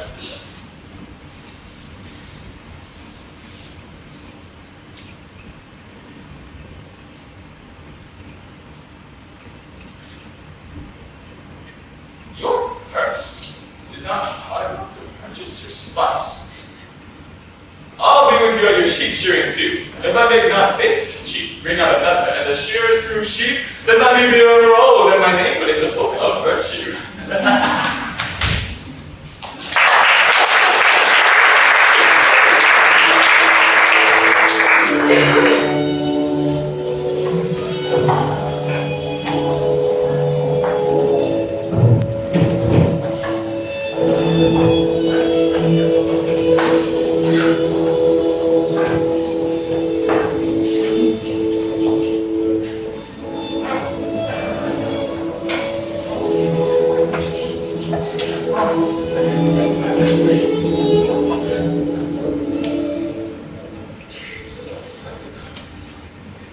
These your unusual weeds, to each part of you does give a life. No shepherds, but floral, period, individual sprout. This your sheep shearing is as a meeting of the vague gods, and you the queen aunt. Sir, my gracious lord, to chide at your extremes it not becomes me. Oh, pardon that I name them. Your high self, the gracious mark of the land you have obscured with the slaves wearing, and me, poor lonely maid, most goddess-like pranked up. But that our feasts in every mess have folly, and the feeders digested for the custom, I should blush to see you so much I swoon, I think, to show my son from that. I bless the time when my good falcon made your flight across thy hollow. No Job, a forger cause. To me, the difference forges dread. Even now I tremble to think your father by some accident should pass this way as you did. Oh, the fates! How would he look to see his work so noble, vilely bound up? What would he say? Or how should I, in these my borrowed thoughts, behold the sternness of his presence? I bring nothing but joy. The gods themselves, humbling their deities to love, have taken the shapes of beasts of home. Jupiter became a bull and bellowed, the green Neptune a ram and bleated, and the fire-robed god, golden Apollo, a poor humble swain, as I see now. Their transformations were never for peace and beauty rare, nor in a waste of chase. My desires were not for mine honor, nor my lusts burned hot in my faith. Oh, but sir, your reason cannot hold when 'tis opposed as it must be by the power of the king. One of these two must be necessities which then will speak. That you must change this purpose, or I my life. Thou dearest one, with these forced thoughts I bid you darken not the murder of peace, or I'll be nigh my fair, or not my father's. For I cannot be mine own, nor anything to any, if I be not thine. To this I am most constant, though destiny say no. Be merry, gentle, strange such thoughts as these with anything that you can hold the water. Your guests are come. Lift up your countenance, as it were the day of celebration of that nuptial which we two have sworn. O Lady Fortune, stand you auspicious. See your guests approach. Address yourself to them sprightly to entertain them. Let's be ready for mirth. Upon this day, my wife, when she lived, was both handler, butler, cook, welcome doll, served doll, was sing her song, dance her turn now, sat her into the table, now in the middle, on his shoulder and his, her face afire with flavor. The thing she took to quench it was but to each one sip. You are retired like one of the feasted, and not the hostess of this meeting. Bid your unknown guest his welcome will make us better friends, more known. Quench your blushes and present yourself as that which you are, mistress of the feast. Come, bid us welcome to your sheep shearing, as your good flock shall prosper. Welcome, sirs. It is my father's will I take on me the hostessship of the day. You're very welcome. Give me those flowers there, Dorcas. Reverend sirs, for you, there's rosemary and rue. These keep seeming and savor all winter long. Grace and remembrance be to you both, and welcome to our shearing. Good shepherd, it's a fair one. You fit our ages with flowers of winter. Sir, the year growing ancient, not yet on summer's death, nor on the birth of trembling winter. The fairest flowers of the season are our carnations and street gillywors, which some call nature's bastards. Of that kind our rustic gardens barren, and I care not to get slips of them. Wherefore, gentle maiden, do you neglect them? For I have heard it said there is an art, which in their piety shares with great creating nature. Say there be, but Nature is made no better by any means, but nature makes that. So, over this ark you say adds to nature is an ark nature makes. You see, we marry the gentlest sky on to the wildest stock and make conceive a bark of base or kind by another noble grace. This is an art which mends nature, changes it rather, but the art itself is nature. So it is. So make your garden rich in lily-boards, and do not call them bastards. I'll not put the devil in earth to set one slip of bed no more than were I painted. I would wish this youth should say 'twere well, and only then desire to read by me. Here's flowers for you. Hot lavender, mint, savory, marjoram, the marigold that goes to bed with the sun and with him rises weeping. These are flowers of middle summer, and I believe they are given to men of middle age. Very I would be crazy if I was of your flock. I only live by gazing. out, alas, you'd be so lean the blast of January will blow you through and through. Now, my fairest friend, I would I had some flowers of the spring that might become your time of day, and yours that bear upon your virgin branches yet your maiden heads growing. O Proserpina, for the flowers that now affright and thou let's fall, and this is lagging, daffodils that come before the swallow dares and take the winds of March with beauty, violets dim, but sweeter than the lids of Juno's eyes or Cytherea's breath, pale primroses that die unmarried ere they can behold bright Phoebus in his strength, a malady most incident to maize, gold oxlips, the crown imperial, lilies of all kinds of flower de luce being one. Oh, these I lack to make you garlands of, and my sweet friend, to strew him o'er and over.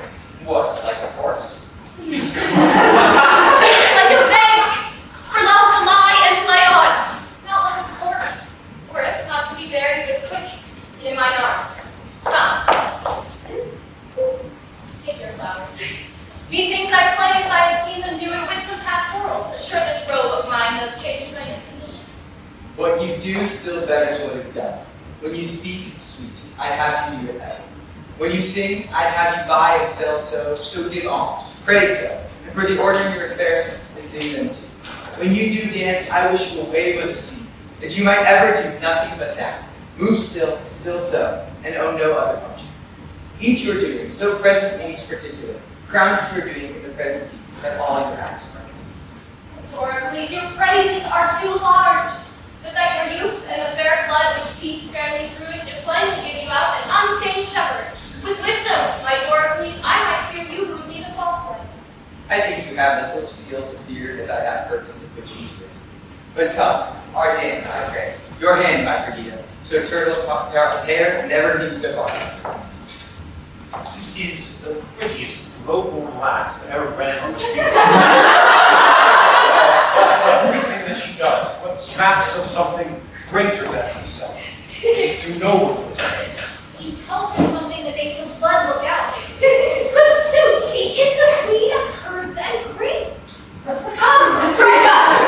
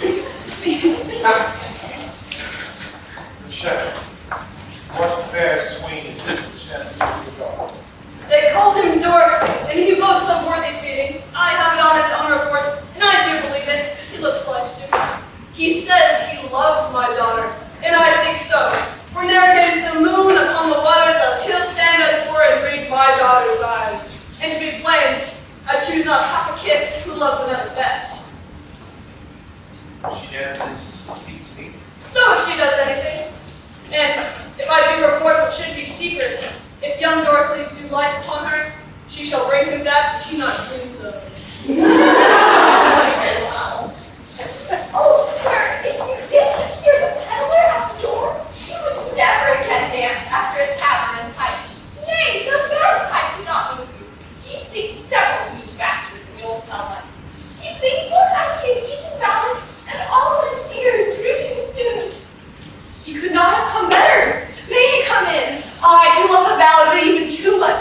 It be a doleful thing, merrily put down, or a pleasant thing indeed, and sung lamentably. He hath songs for man and woman of all sizes. No milliner can so fit his customers for clubs. He has the prettiest love songs for maids, so without quantity, which is strange. This is a great fellow. Thou talkst of an admirable conceited fellow. Hath he any abraded wares? He hath ribbons of all the colors of the rainbow, points more than all the lawyers in Bohemia learned to handle, though they come to him by the gross. Eagles, caddises, cambrics, wands, why he sings them all if they were gods or goddesses. You would think a small flourishing angel. So he chants about the sleep hand and the work about the square us. We'll bring him in, and may he approach singing. Forewarn him he use no scurrilous words in his tunes. There may be more in them than you think, sister. I could brother or know about to him. Come by me, come. Come by, my lads, or else your saints cry.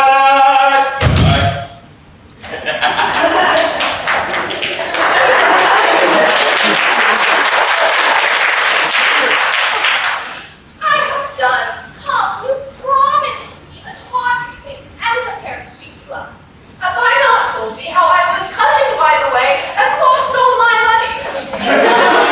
There are cousins abroad, so who's banging? Be wary. Fear not, sir. You would have nothing here. I hope so, sir. Right about the penny. Parcels no charge. What hast thou? Ballads? Pray me now, buy one. I love a ballad in dream life, for then we are sure they are true. Here is one to a very doleful tune about how a usurer's wife was once a bit had about 20 money bags out of burden, and who longed to after it's kind of naked. Is it true? Thank you. Very true, and about a month old. Bless me for marrying you, sir. Here's the midwife's name to it, one Mistress Tailporter, and 5 or 6 honest wives who happen to be present. Much of my very lies abroad. Pray me now, buy it. Lay it by, but first let's hear other ballads. We'll see the rest anon. Here's another ballad about a fish who appeared on the fourscore table, and leaving 40,000 fathoms in the air. Some of this ballad against the hard hearts of maids. It was said that she was a fish who was turned. It was said that she was a woman who was turned into a cold fish because she wanted to exchange flesh with one who loved her. The ballad is very pitiful, and that's true. But is it true to think you? 5 witnesses hands upon it, and more witnesses than my half old. Lay it by. Another. Here's a passing merry ballad, but a very pretty one. Yes, let's have some merry ones. This is a passing merry one to the tune of Two Maids Wooed a Man. There's scarce a maid westward, but she sings it. 'Tisn't a man, I can tell you. We can both sing it. If thou is bear apart, thou shalt hear. 'Tis in 3 parts. We have the two London month here. Ah, can I bear my part? I shall have you know 'tis my profession. Have at it with you.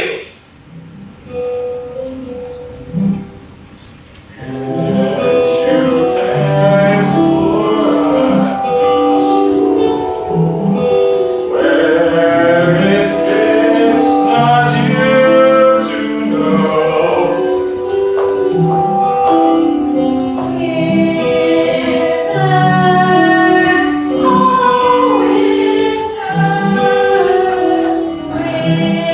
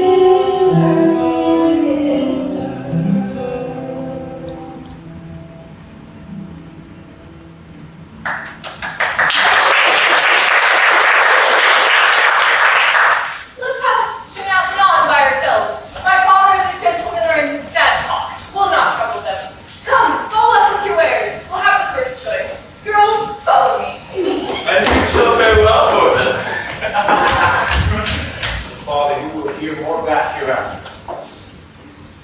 Is it not too far gone? 'Tis time to part. He's simple and he speaks much. How, fair shepherd? Your heart is full of something which keeps your mind from feasting. Now, when I was young and in love as you now do, I was wont to fill my sheep with nuggets. I would have ransacked that nectar's silken treasury and poured it out in her acceptance. You have let him go, nothing marred with him. Should your last interpretation of this accuse and call it lack of love or bounty, you were straight for a reply. That is, if you make care of that. Also, I know she prizes not such trifles as these are. The gifts she looks from me are packed and locked up in my heart, which I have given already, but not to. Oh, here you breathe my life before this ancient sir, who it should seem had some time. I take that his hand is soft as dove down in his right eye, or Ethiopian's tooth, or the thin snow that's bolted by the northern blasts twice over. Fairly often. This shows a sound affection. My daughter. So you liked him? I cannot speak so well. Nothing so well known, nor be better. By the pattern of my own thoughts, I cut out the fury of his.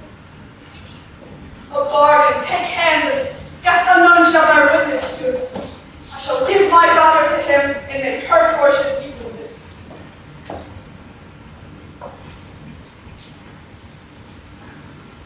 That must be the virtue of your daughter. One being dead, I shall have more than you can dream of yet. Enough then for your wonder. But come on, contract us for these witnesses. Take hands. Soft swain, a while beseech you. Have you a father? I have, but what of it? Knows he of this? He neither does nor shall. Methinks a father is at the nuptial of his son, a guest that best becomes the table. Tell me, is he not grown incapable of reasonable affairs? Is he stupid with age or altering rooms? Can he hear? Can he speak? Can he know man from man, dispute his own estate? Lies he not bent, doing nothing but what he did, being childish? Oh, sir, he has his health and ample strength indeed, the most half of his age. By my white beard, if this be so, then offer him. Reason my son should have him choose himself a wife, but as good reason the father, all whose joy is nothing if not bare austerity, should have some counsel in such a business. I yield all this, yet for some other reasons, which 'tis not fit you know, I do not acquaint my father of this business.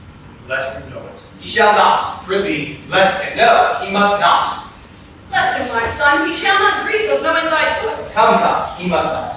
Mark our contract. Mark your divorce, young sir. Whose son I dare not call. Thou art too base to be acknowledged. Thou, a scepter's heir, that thus affects a sheep's hook. And you, oh, traitor, I am sorry that by hanging thee, I can but shorten my life by 1 week. And you, fresh piece of excellent witchcraft, whom of course must know the royal fool thou comest with. Oh, my heart! I shall have thy beauty scratched with briars and made more homely than thy state. Believe on board, if I may ever hear thee dost but sigh that thou no more shalt see this neck, we will bar thee from succession, not counted with our blood, no, not our kin, farther than Deucalion off. While thus my words and follow us to the court. Thou curlest on, for though full of our displeasure, we free thee from the dead blow of it. For you, enchantress, worthy of a herdsman, and for him too, that would make himself but for our honor therein unworthy thee. If ever henceforth thou these rural latches to his entrance open, or hook his body more with thy embraces, I will devise a death more cruel for thee than thou art tender to it. Even here, undone, I I was not much afeared, for once or twice I was about to speak and tell him plainly the self-same sun that shines upon his court hides not his visage from our cottage, but looks on alike. Will it please you, sir, be gone? I told you what will come of this. Beseech you, of your own sake, take care. This dream of mine, being now awake, I'll quit it no inch further, but milk my ewes and weep.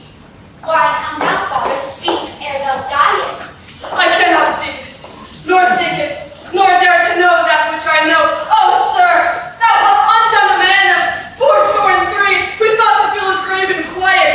Yea, to die on the bed my father died, and to lie beside his honest bones. And now, some hangman must put on my shroud and lay me where no priest shovels in dust. Oh, wretched! Thou knewest this was the prince, and would have ventured to mingle faith with him. Undone, undone! If I die within this hour, then I live to die when I desire.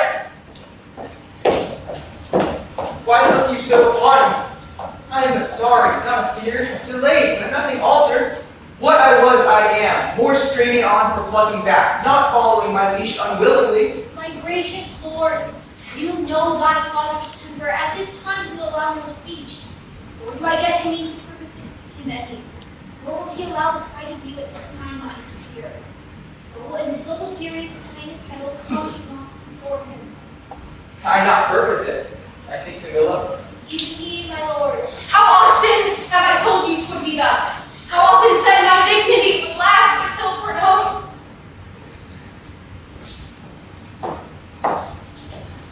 I cannot fail by the violation of my faith, and then let nature crush the sides of the earth together and mar the seed within. Lift up thy looks. From my succession, wipe me, Father.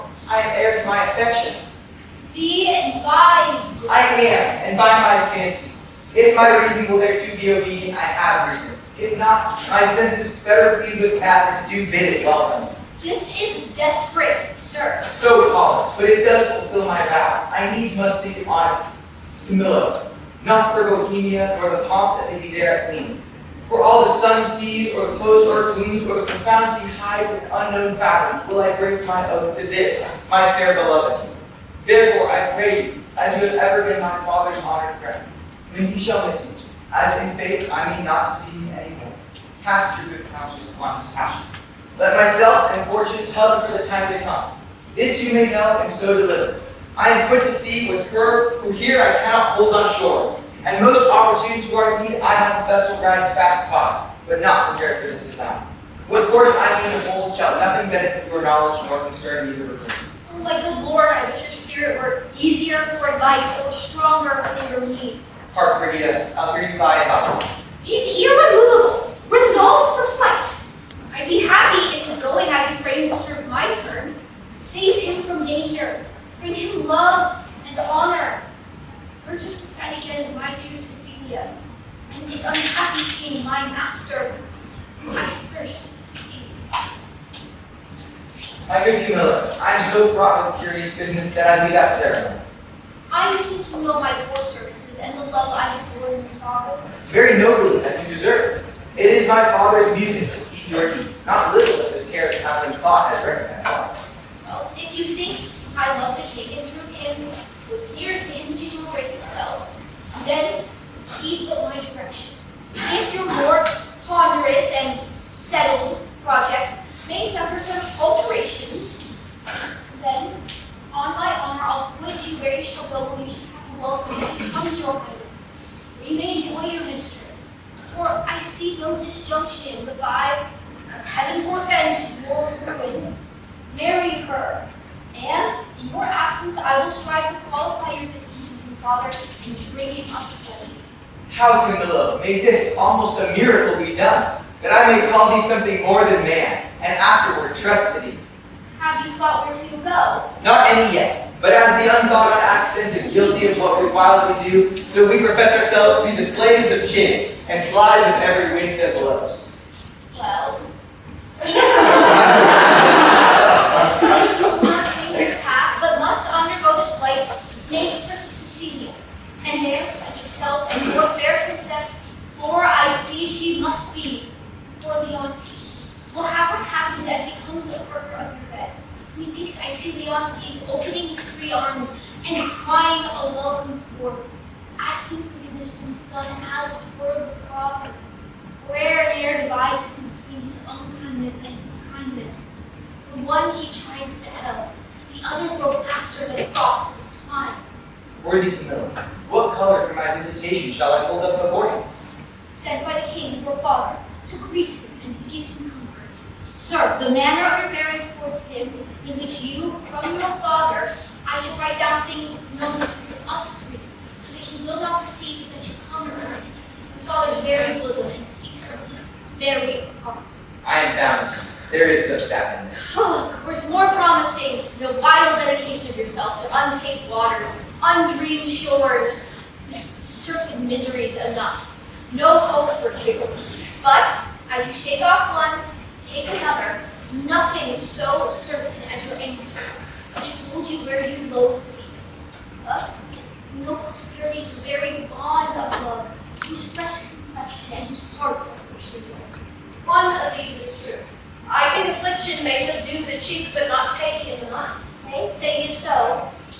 These 7 years in your father's house, there has not been born another such.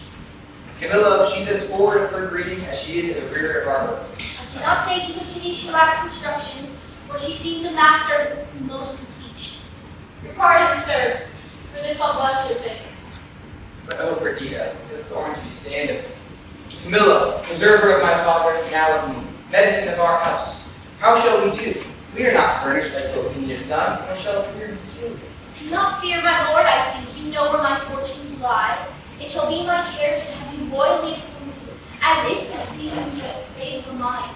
For example, sir, you shall not want one word. What a fool honesty is, and trust his twin brother. What a simple gentleman. I am sold. Oh, my trumpery! They throng who should buy first, and as if my trinkets had been hallowed and brought a benediction to the buyer. to which means I saw which verses was best in picture. And I saw to my good use. I remembered.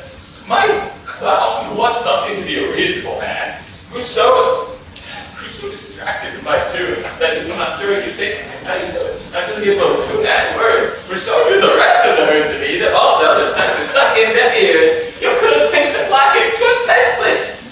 It was nothing to go the quantities of a verse. I could have piled up rings that hung in chains. No feeling, no hearing, but that my service song in the admiring of the nothing of it.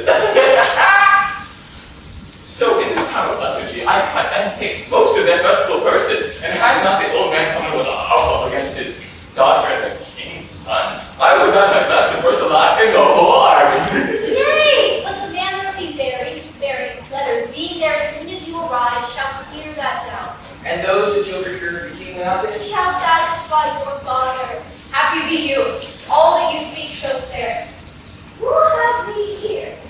We may make an instrument out of this. Omit nothing may give us aid. If they have heard me just now, why? Why, how now, fellow? Why shouldest thou so? Be not afraid, man. No harm is intended to leave you. I am a poor fellow, sir. Be still, no one will take that from thee here. Yet, the element visage of poverty, he might make an exchange. Dispatch thee immediately. You might make some haste and change garments with this gentleman.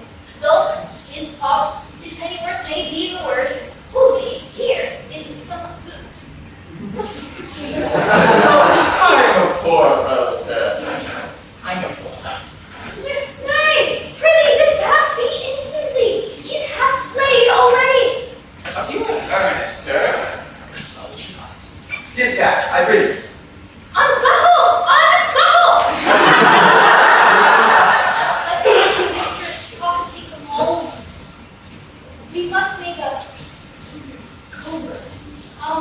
Take your sweet hat and pluck it o'er your brow. Muffle your face. Dislike yourself so you are not like yourself. Or I fear there is lies all around, and we must make it shipboard undescribed. I fear the place so lies that I must bear a part. Your remedy. Should I now meet my father, he would not call me son. You shall wear no hat. Lady, farewell, my good fellow. Thank you, sir.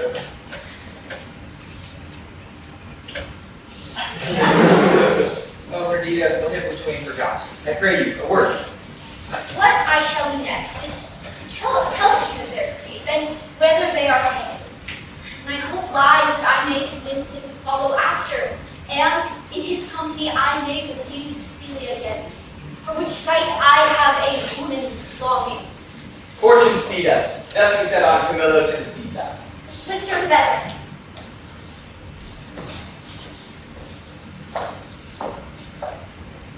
I understand the business.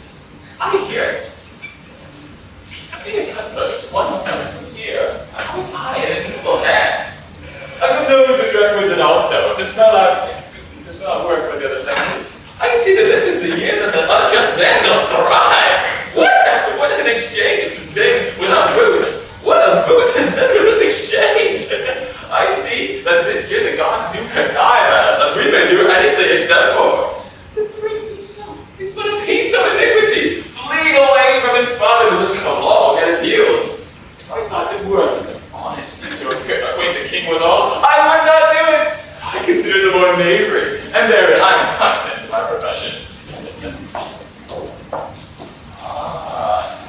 Sigh. Here is more matter for a hot brain.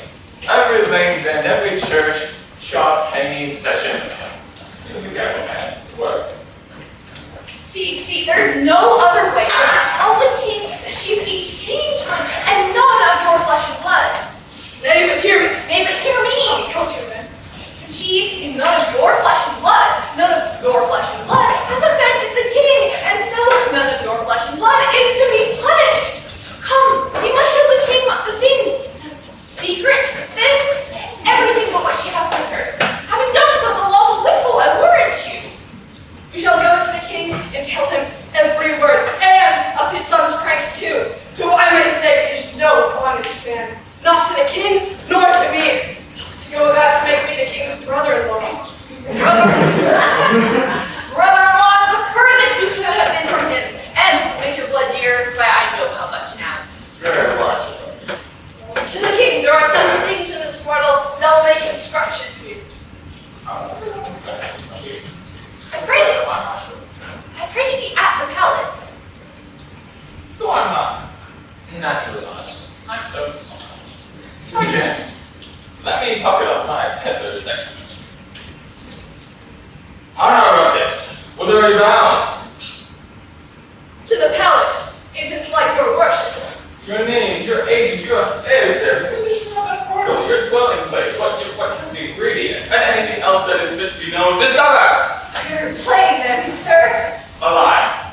You are rough and hairy. No lie. It becomes none but tradesmen, and they often give us soldiers the lie. But we pay them for it, with stamped steel, with stamped corn, and not stamped steel. Therefore, they do not give us the lie. I would have thought you would have given us one had you not taken up the banner. Are you a courtier, like you, sir? Whether like me or no, I am a courtier. Seest not the air of the courtings and foldings? Have not my gait in the measure of the court? Receivest not thy nose or odor from me? Seest thou that I put on you the baseness of poor contempt? Or thinkest thou that because I insinuate and toast from thee thy business, I am therefore no courtier? I am courtier, and one will either push on or pull back thy business there. Therefore, I command thee to open thy affair. My business is to the king. What advocate has you to him? None, sir, not like you. Advocate is the court word for pheasant. Say you have none. Oh, none, sir. I have no pheasant, cock, nor hen.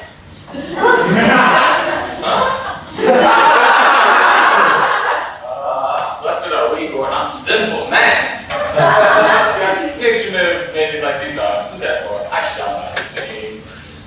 This cannot be but a great courtier. His garments are rich, but he wears them not handsomely.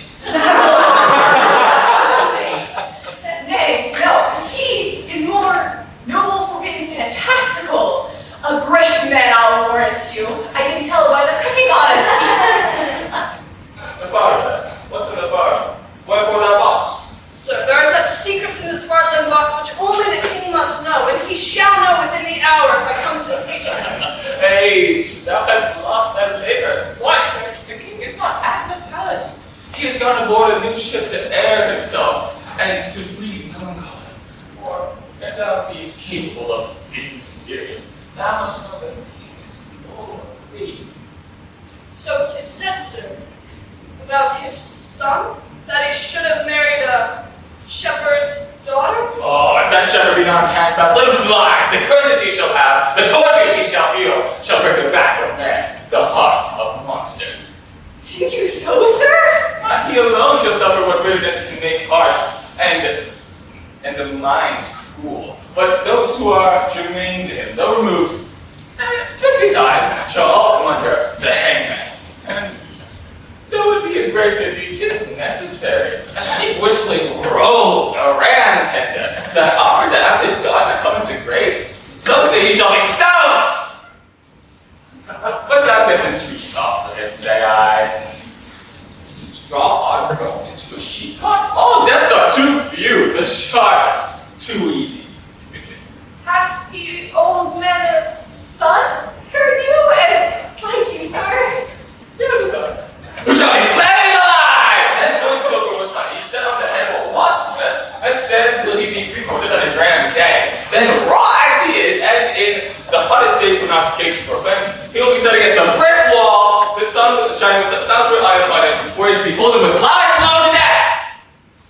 What talk we of these traitorly rascals, whose miseries are to be smiled at? Their offenses be so capital. This cannot be.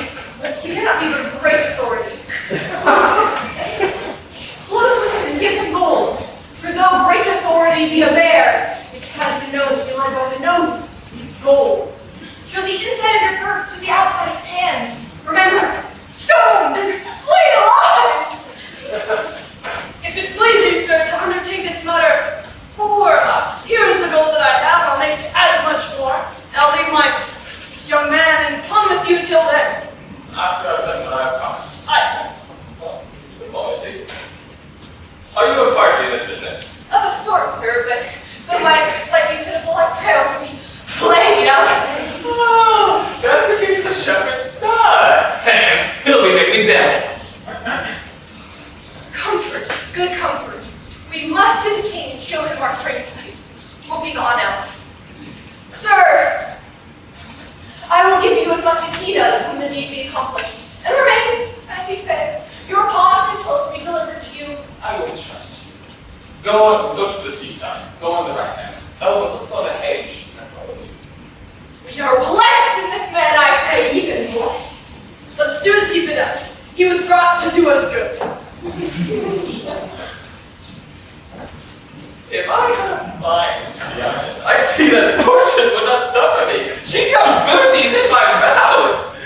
I am not courted with a double occasion. Gold, and I mean to do the prince, my master, good. Who knows how that may turn out to my advancement? I will bring these moles, these maligned ones, aboard him, and if he think it fit to shore them again, and the concern they have to the king means him nothing, then let him call me rogue for being so far officious. For I am proof against that time. And all shame that belongs to it. To him will I present them. Let him be matter in it.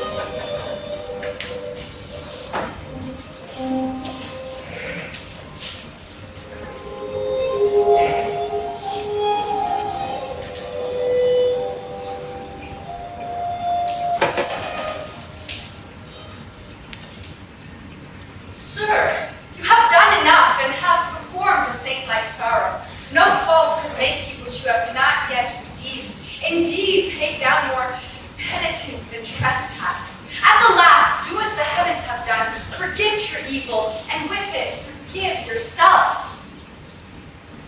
Whilst I remember her and her virtues, I cannot forget the wrong I did myself, which so much parents have led me my kingdom and destroyed the sweetest companion that ever man bred his voice out of. True. Too true, my lord. If one by one we wanted all the world, or from the altar something good to make a heart of woman, she you killed would be unparalleled.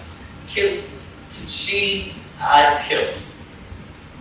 For I did so. Thou strikest me sorely to say that I did. It is as bitter upon thy tongue as in my thoughts. So, say so, but son. Not at all. Good lady, you might have spoken 1,000 things that would have graced time better and done your kindness more benefit. No one of those would have your head again. If you would not so, you may not disdain nor the remembrance of this most sovereign name. Consider little what dangers by his highness' filled issue may drop upon this kingdom and devour innocent lookers on. What were more holy than to rejoice the former queen as well? What holier than for royalty's repair, for present good, and for future good, than to bless the bed of majesty again with the sweet fellow to it? There was none worthy respecting her that's gone.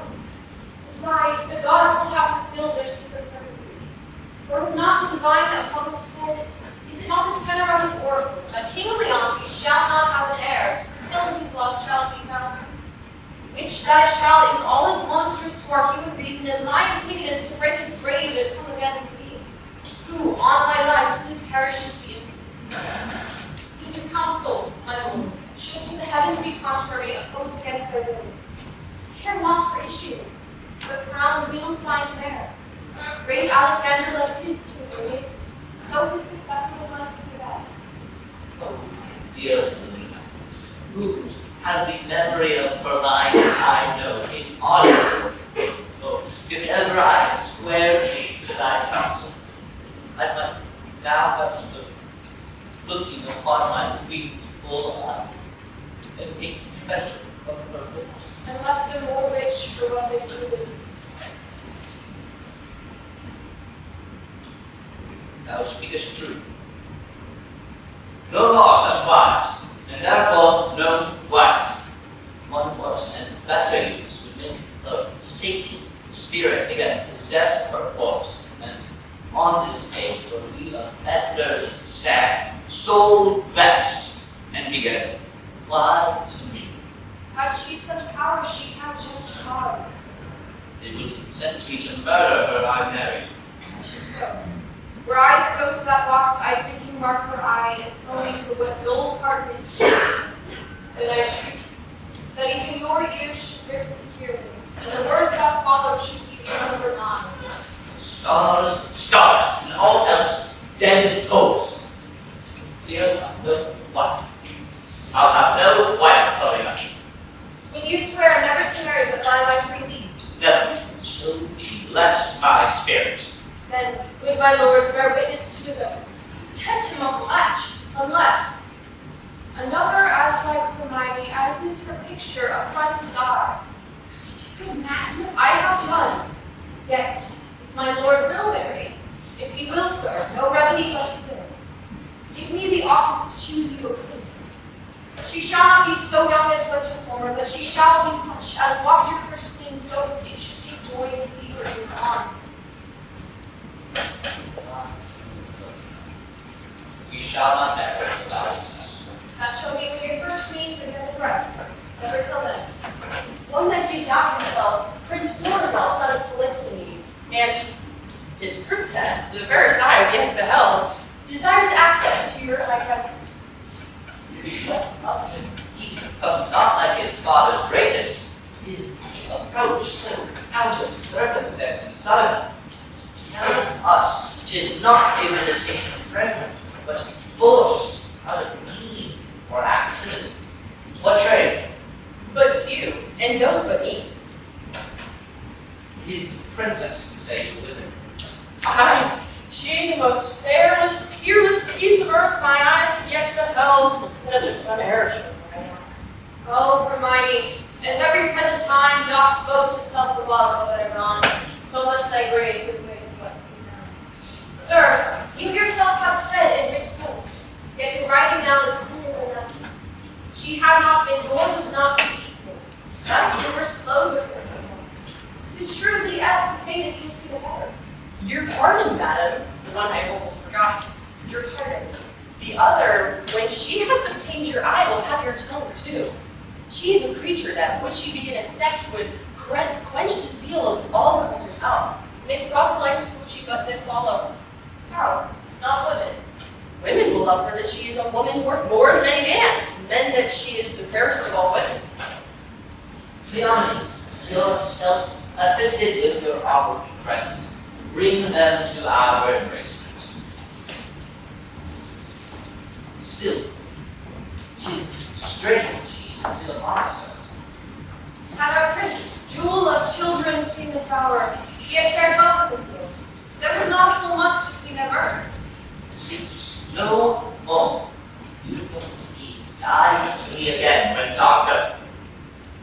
Jewel, when I shall see this gentleman, perhaps thy speeches shall point to think of that which would unfurnish me of reason.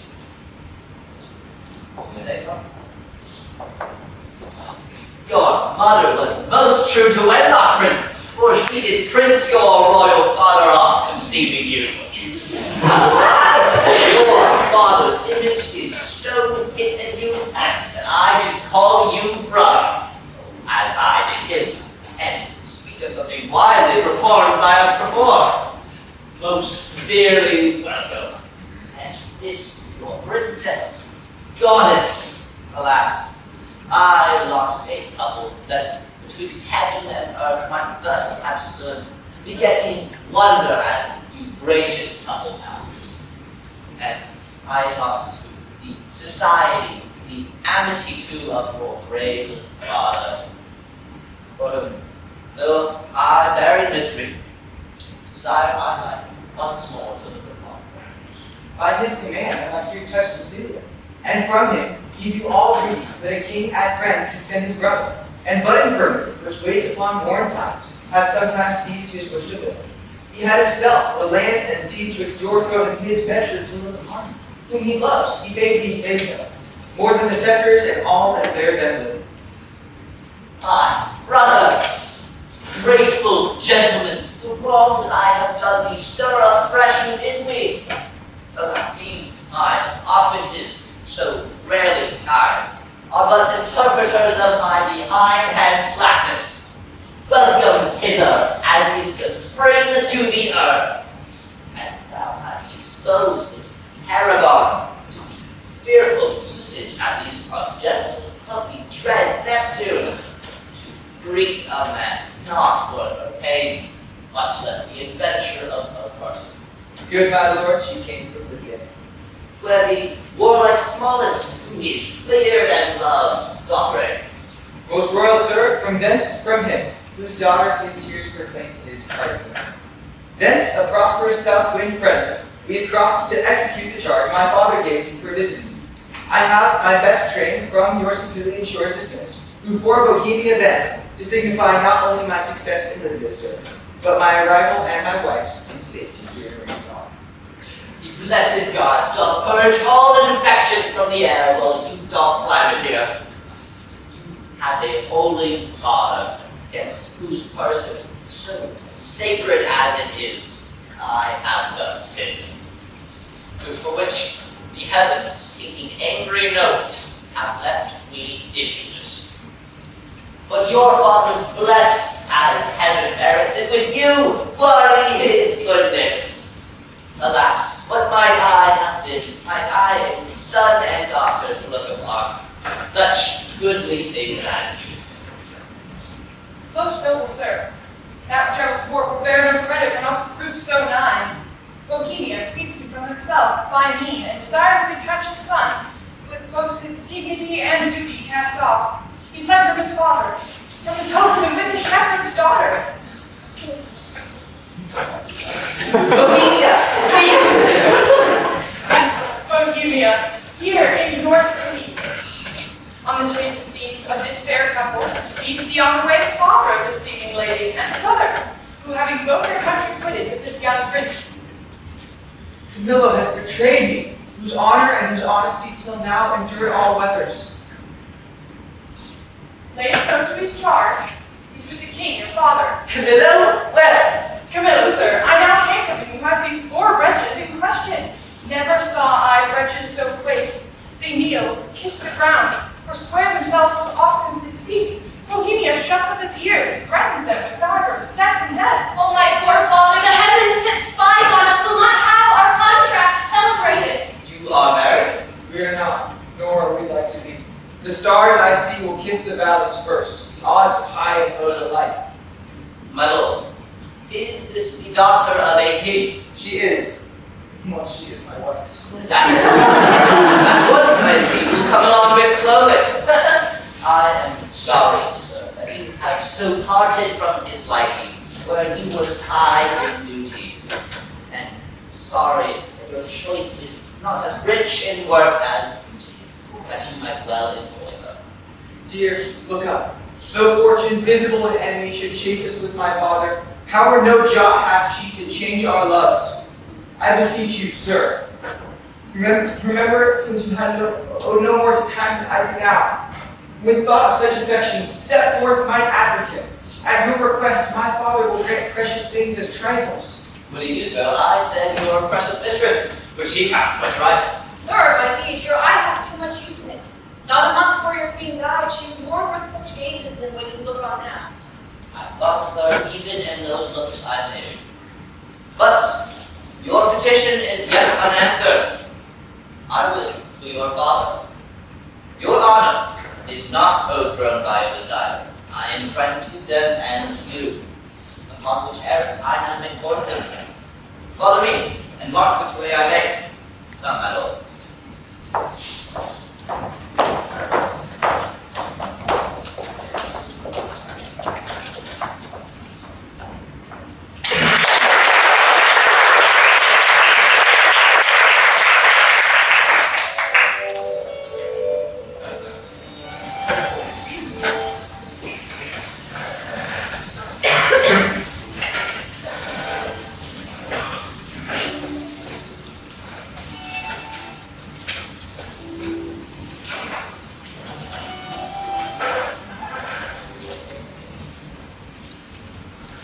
Beseech you, sir, were you present at this relation?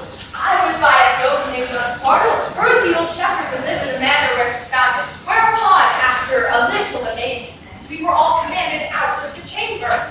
Only this, methought, I heard the shepherd say, he found the child. I would happily know the issue of it. I make a broken delivery of the business, but the changes I perceived in the king and Camillo were very notes of admiration. They seemed but staring on one another to tune the very cases of their eyes. There was speech in their dumbness, language in their very gesture. They seemed as if they had seen a world ransomed, or one destroyed. A notable passion of wonder appeared, but the wisest beholder, knowing not but sight, could not tell if the importance were in joy or sorrow, but to the extremity of the one it must needs be. Ah, here comes a gentleman that happily knows more. The news, sire?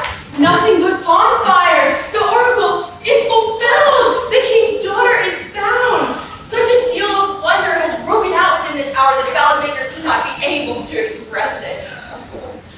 Here comes the Lady Paulina Stewart. He can deliver you more. How goes it now, sir? This news which is called true is so like an old tale that the very of it isn't strong suspicion. Has the king found his heir? Most true. If the truth were pregnant by circumstance, that which you hear, you'll swear you see. There's such unity in the proofs. The mantle of Hermione's, the jewel about the neck of it, the letters of Antigonus found with it, which they know to be his character. The majesty of the creature, the resemblance of the mother, the affection of nobleness, which nature shows above her breeding. This and many evidences proclaim her, with all certainty, to be the king's daughter. We dared the meeting of the two kings. No. Well, then you have lost sight of what cannot be spoken of, must be seen. For there, it seemed one joy crowned another. Sorrow went to take leave, their joy waded in tears. And so, there was a casting up of eyes, and a throwing up of hands, and such a countenance of distraction. They were only to be known by garment, and not by favor. Never have I heard of such an encounter, which lames report to follow it, and undoes description to do it. What breed became of their tameness that carried against the child? Now there is no tale still which bids rehearse, though credit be asleep and not an ear open. He was torn to pieces by a bear. What became of his followers? Wrapped the same instant of their master's death, and in view of the shepherd. But oh, twixt joy and sorrow, thought Paulina. She had one eye to blind to the loss of her husband, the other, that the oracle would be fulfilled.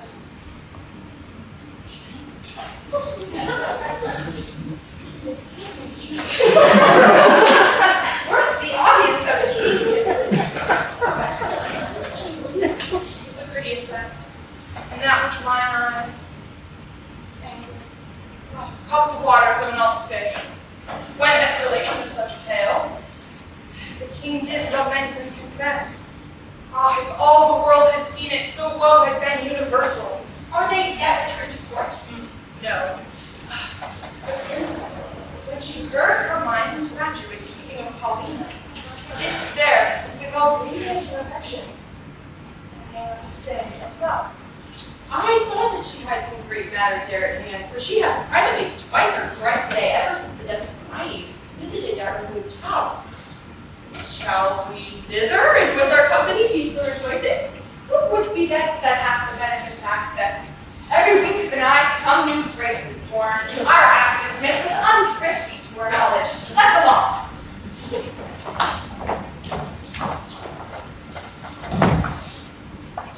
Now, had I not the dash of my former life in me, would preferably drop on my head. I brought the old man and his son aboard the prince, told them I heard them talk of a part that I know not what. But he being overfond of the shepherd's daughter, for then he took her to me. And she being much seasick, and he a little better, and the extremity of brother continuing, this mystery remained undiscovered. Yet 'tis all one to me, for if I had been the discoverer of the secret, they would not have relished among my other discredits. And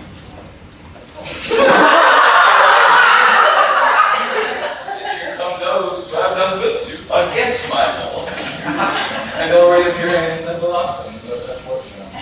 My son, I have passed more children, but all of your sons and daughters will be gentlemen born. Well, that's good, sir.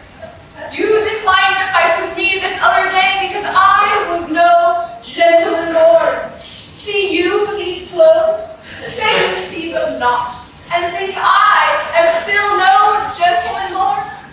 You may as well say these clothes are no gentleman born. Come, give me the lie. Do, and tell me I am no gentleman born.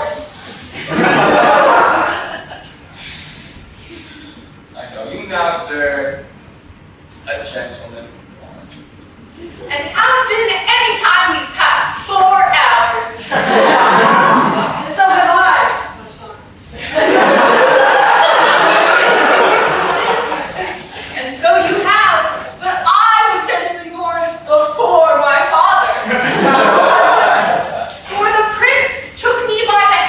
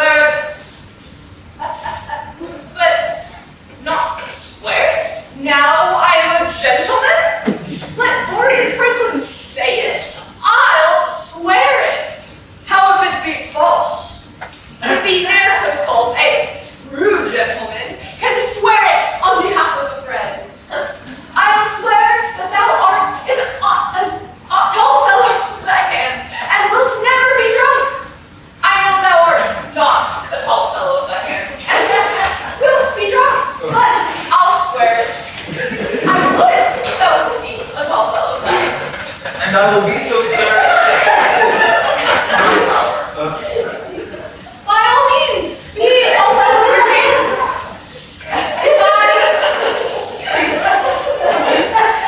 If I did not wonder how that air also being drunk, trust me not.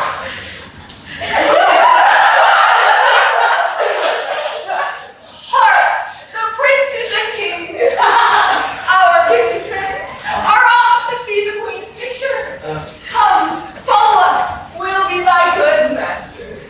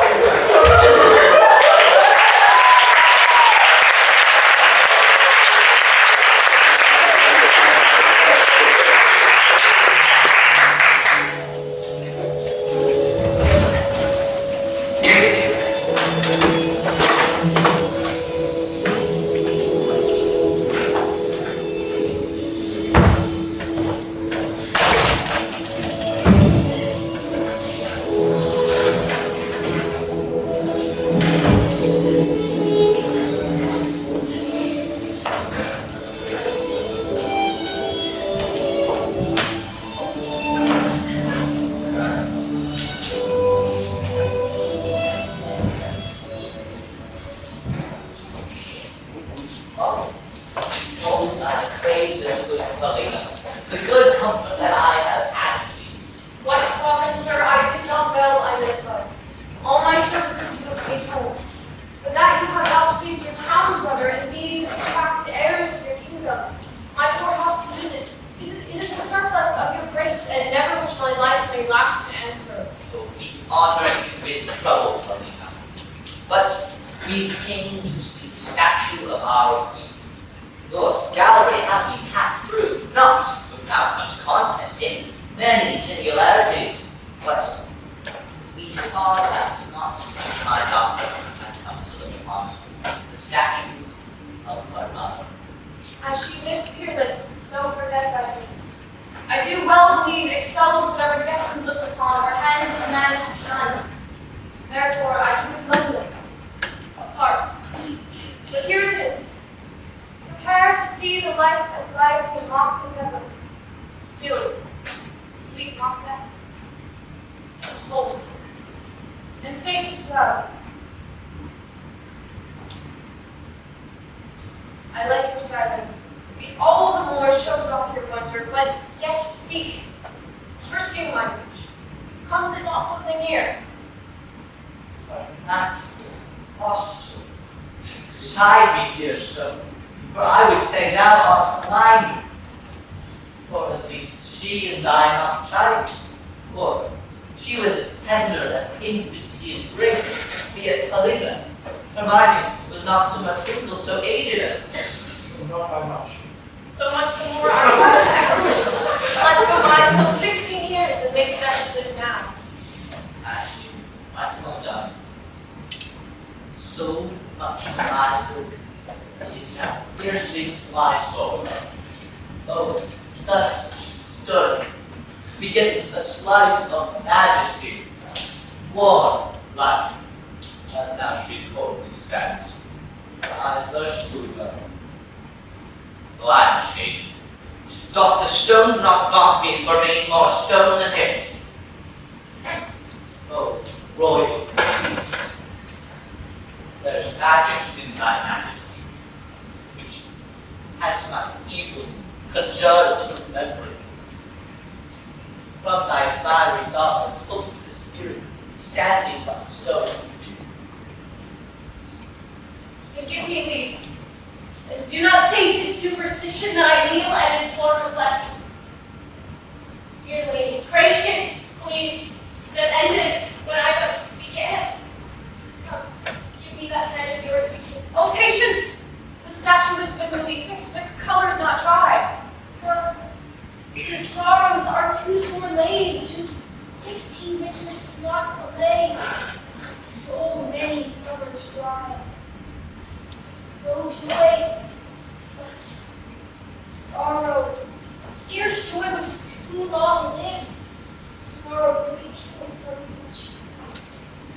Hear my word.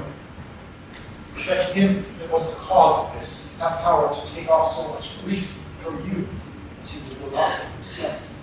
Indeed, my lord, if I had not the sight of that poor image would have thus wrought you, for the stone is mine, I would not have showed it. Do not draw the curtain. No longer shall you raise on this, lest your fancy may think anon it moves. They take so 20 years together. But I am dead. That years already. What is he that did me with? I don't come deep in me. And at the veins in very bare blood. His master, the very life breathes warm upon him. The picture of her eye has functioned as we are mocked with art. I'll draw the curtain. My lord is almost so far transported he'll think anon it lives. Oh, Helena, all the time together, no settled senses of the world will ever match the pleasure of that act. That's the love. I am sorry, sir, that I have thus far stirred you. But I could have looked you further. Oh, do so, for this affliction has a taste as sweet as any cordial comfort. Still, we think there is from her. But mine just will ever yet cut from. Let no man mock me, for I will kiss her. Good my lord, forbear. The readiness upon her lip is foot. You'll mar it if you kiss it, staining your own with oily beating.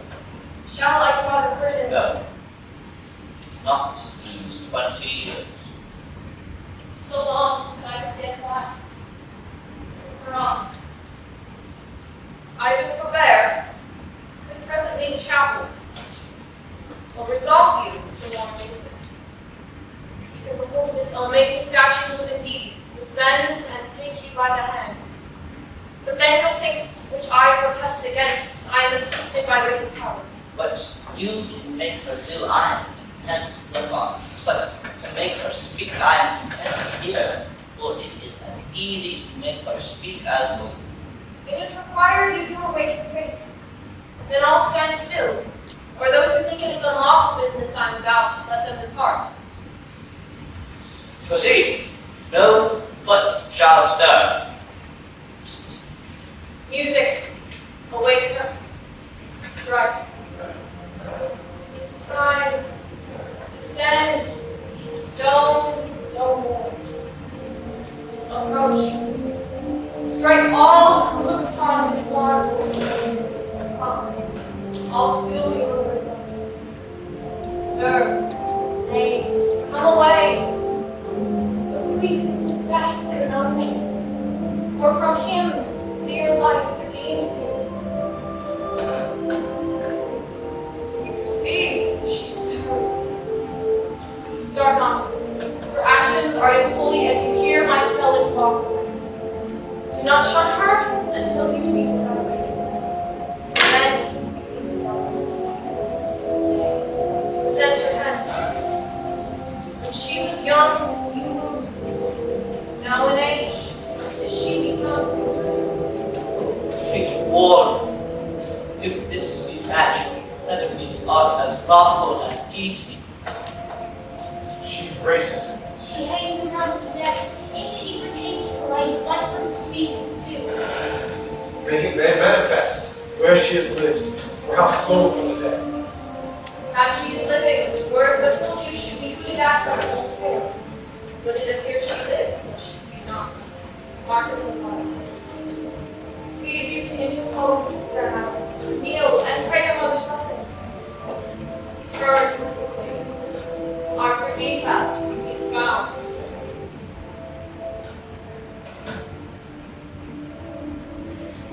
Gods, look down. From your sacred vials pour your graces upon my daughter's head. Tell me, mine own, where hast thou lived? Where preserved? How found thy father's court?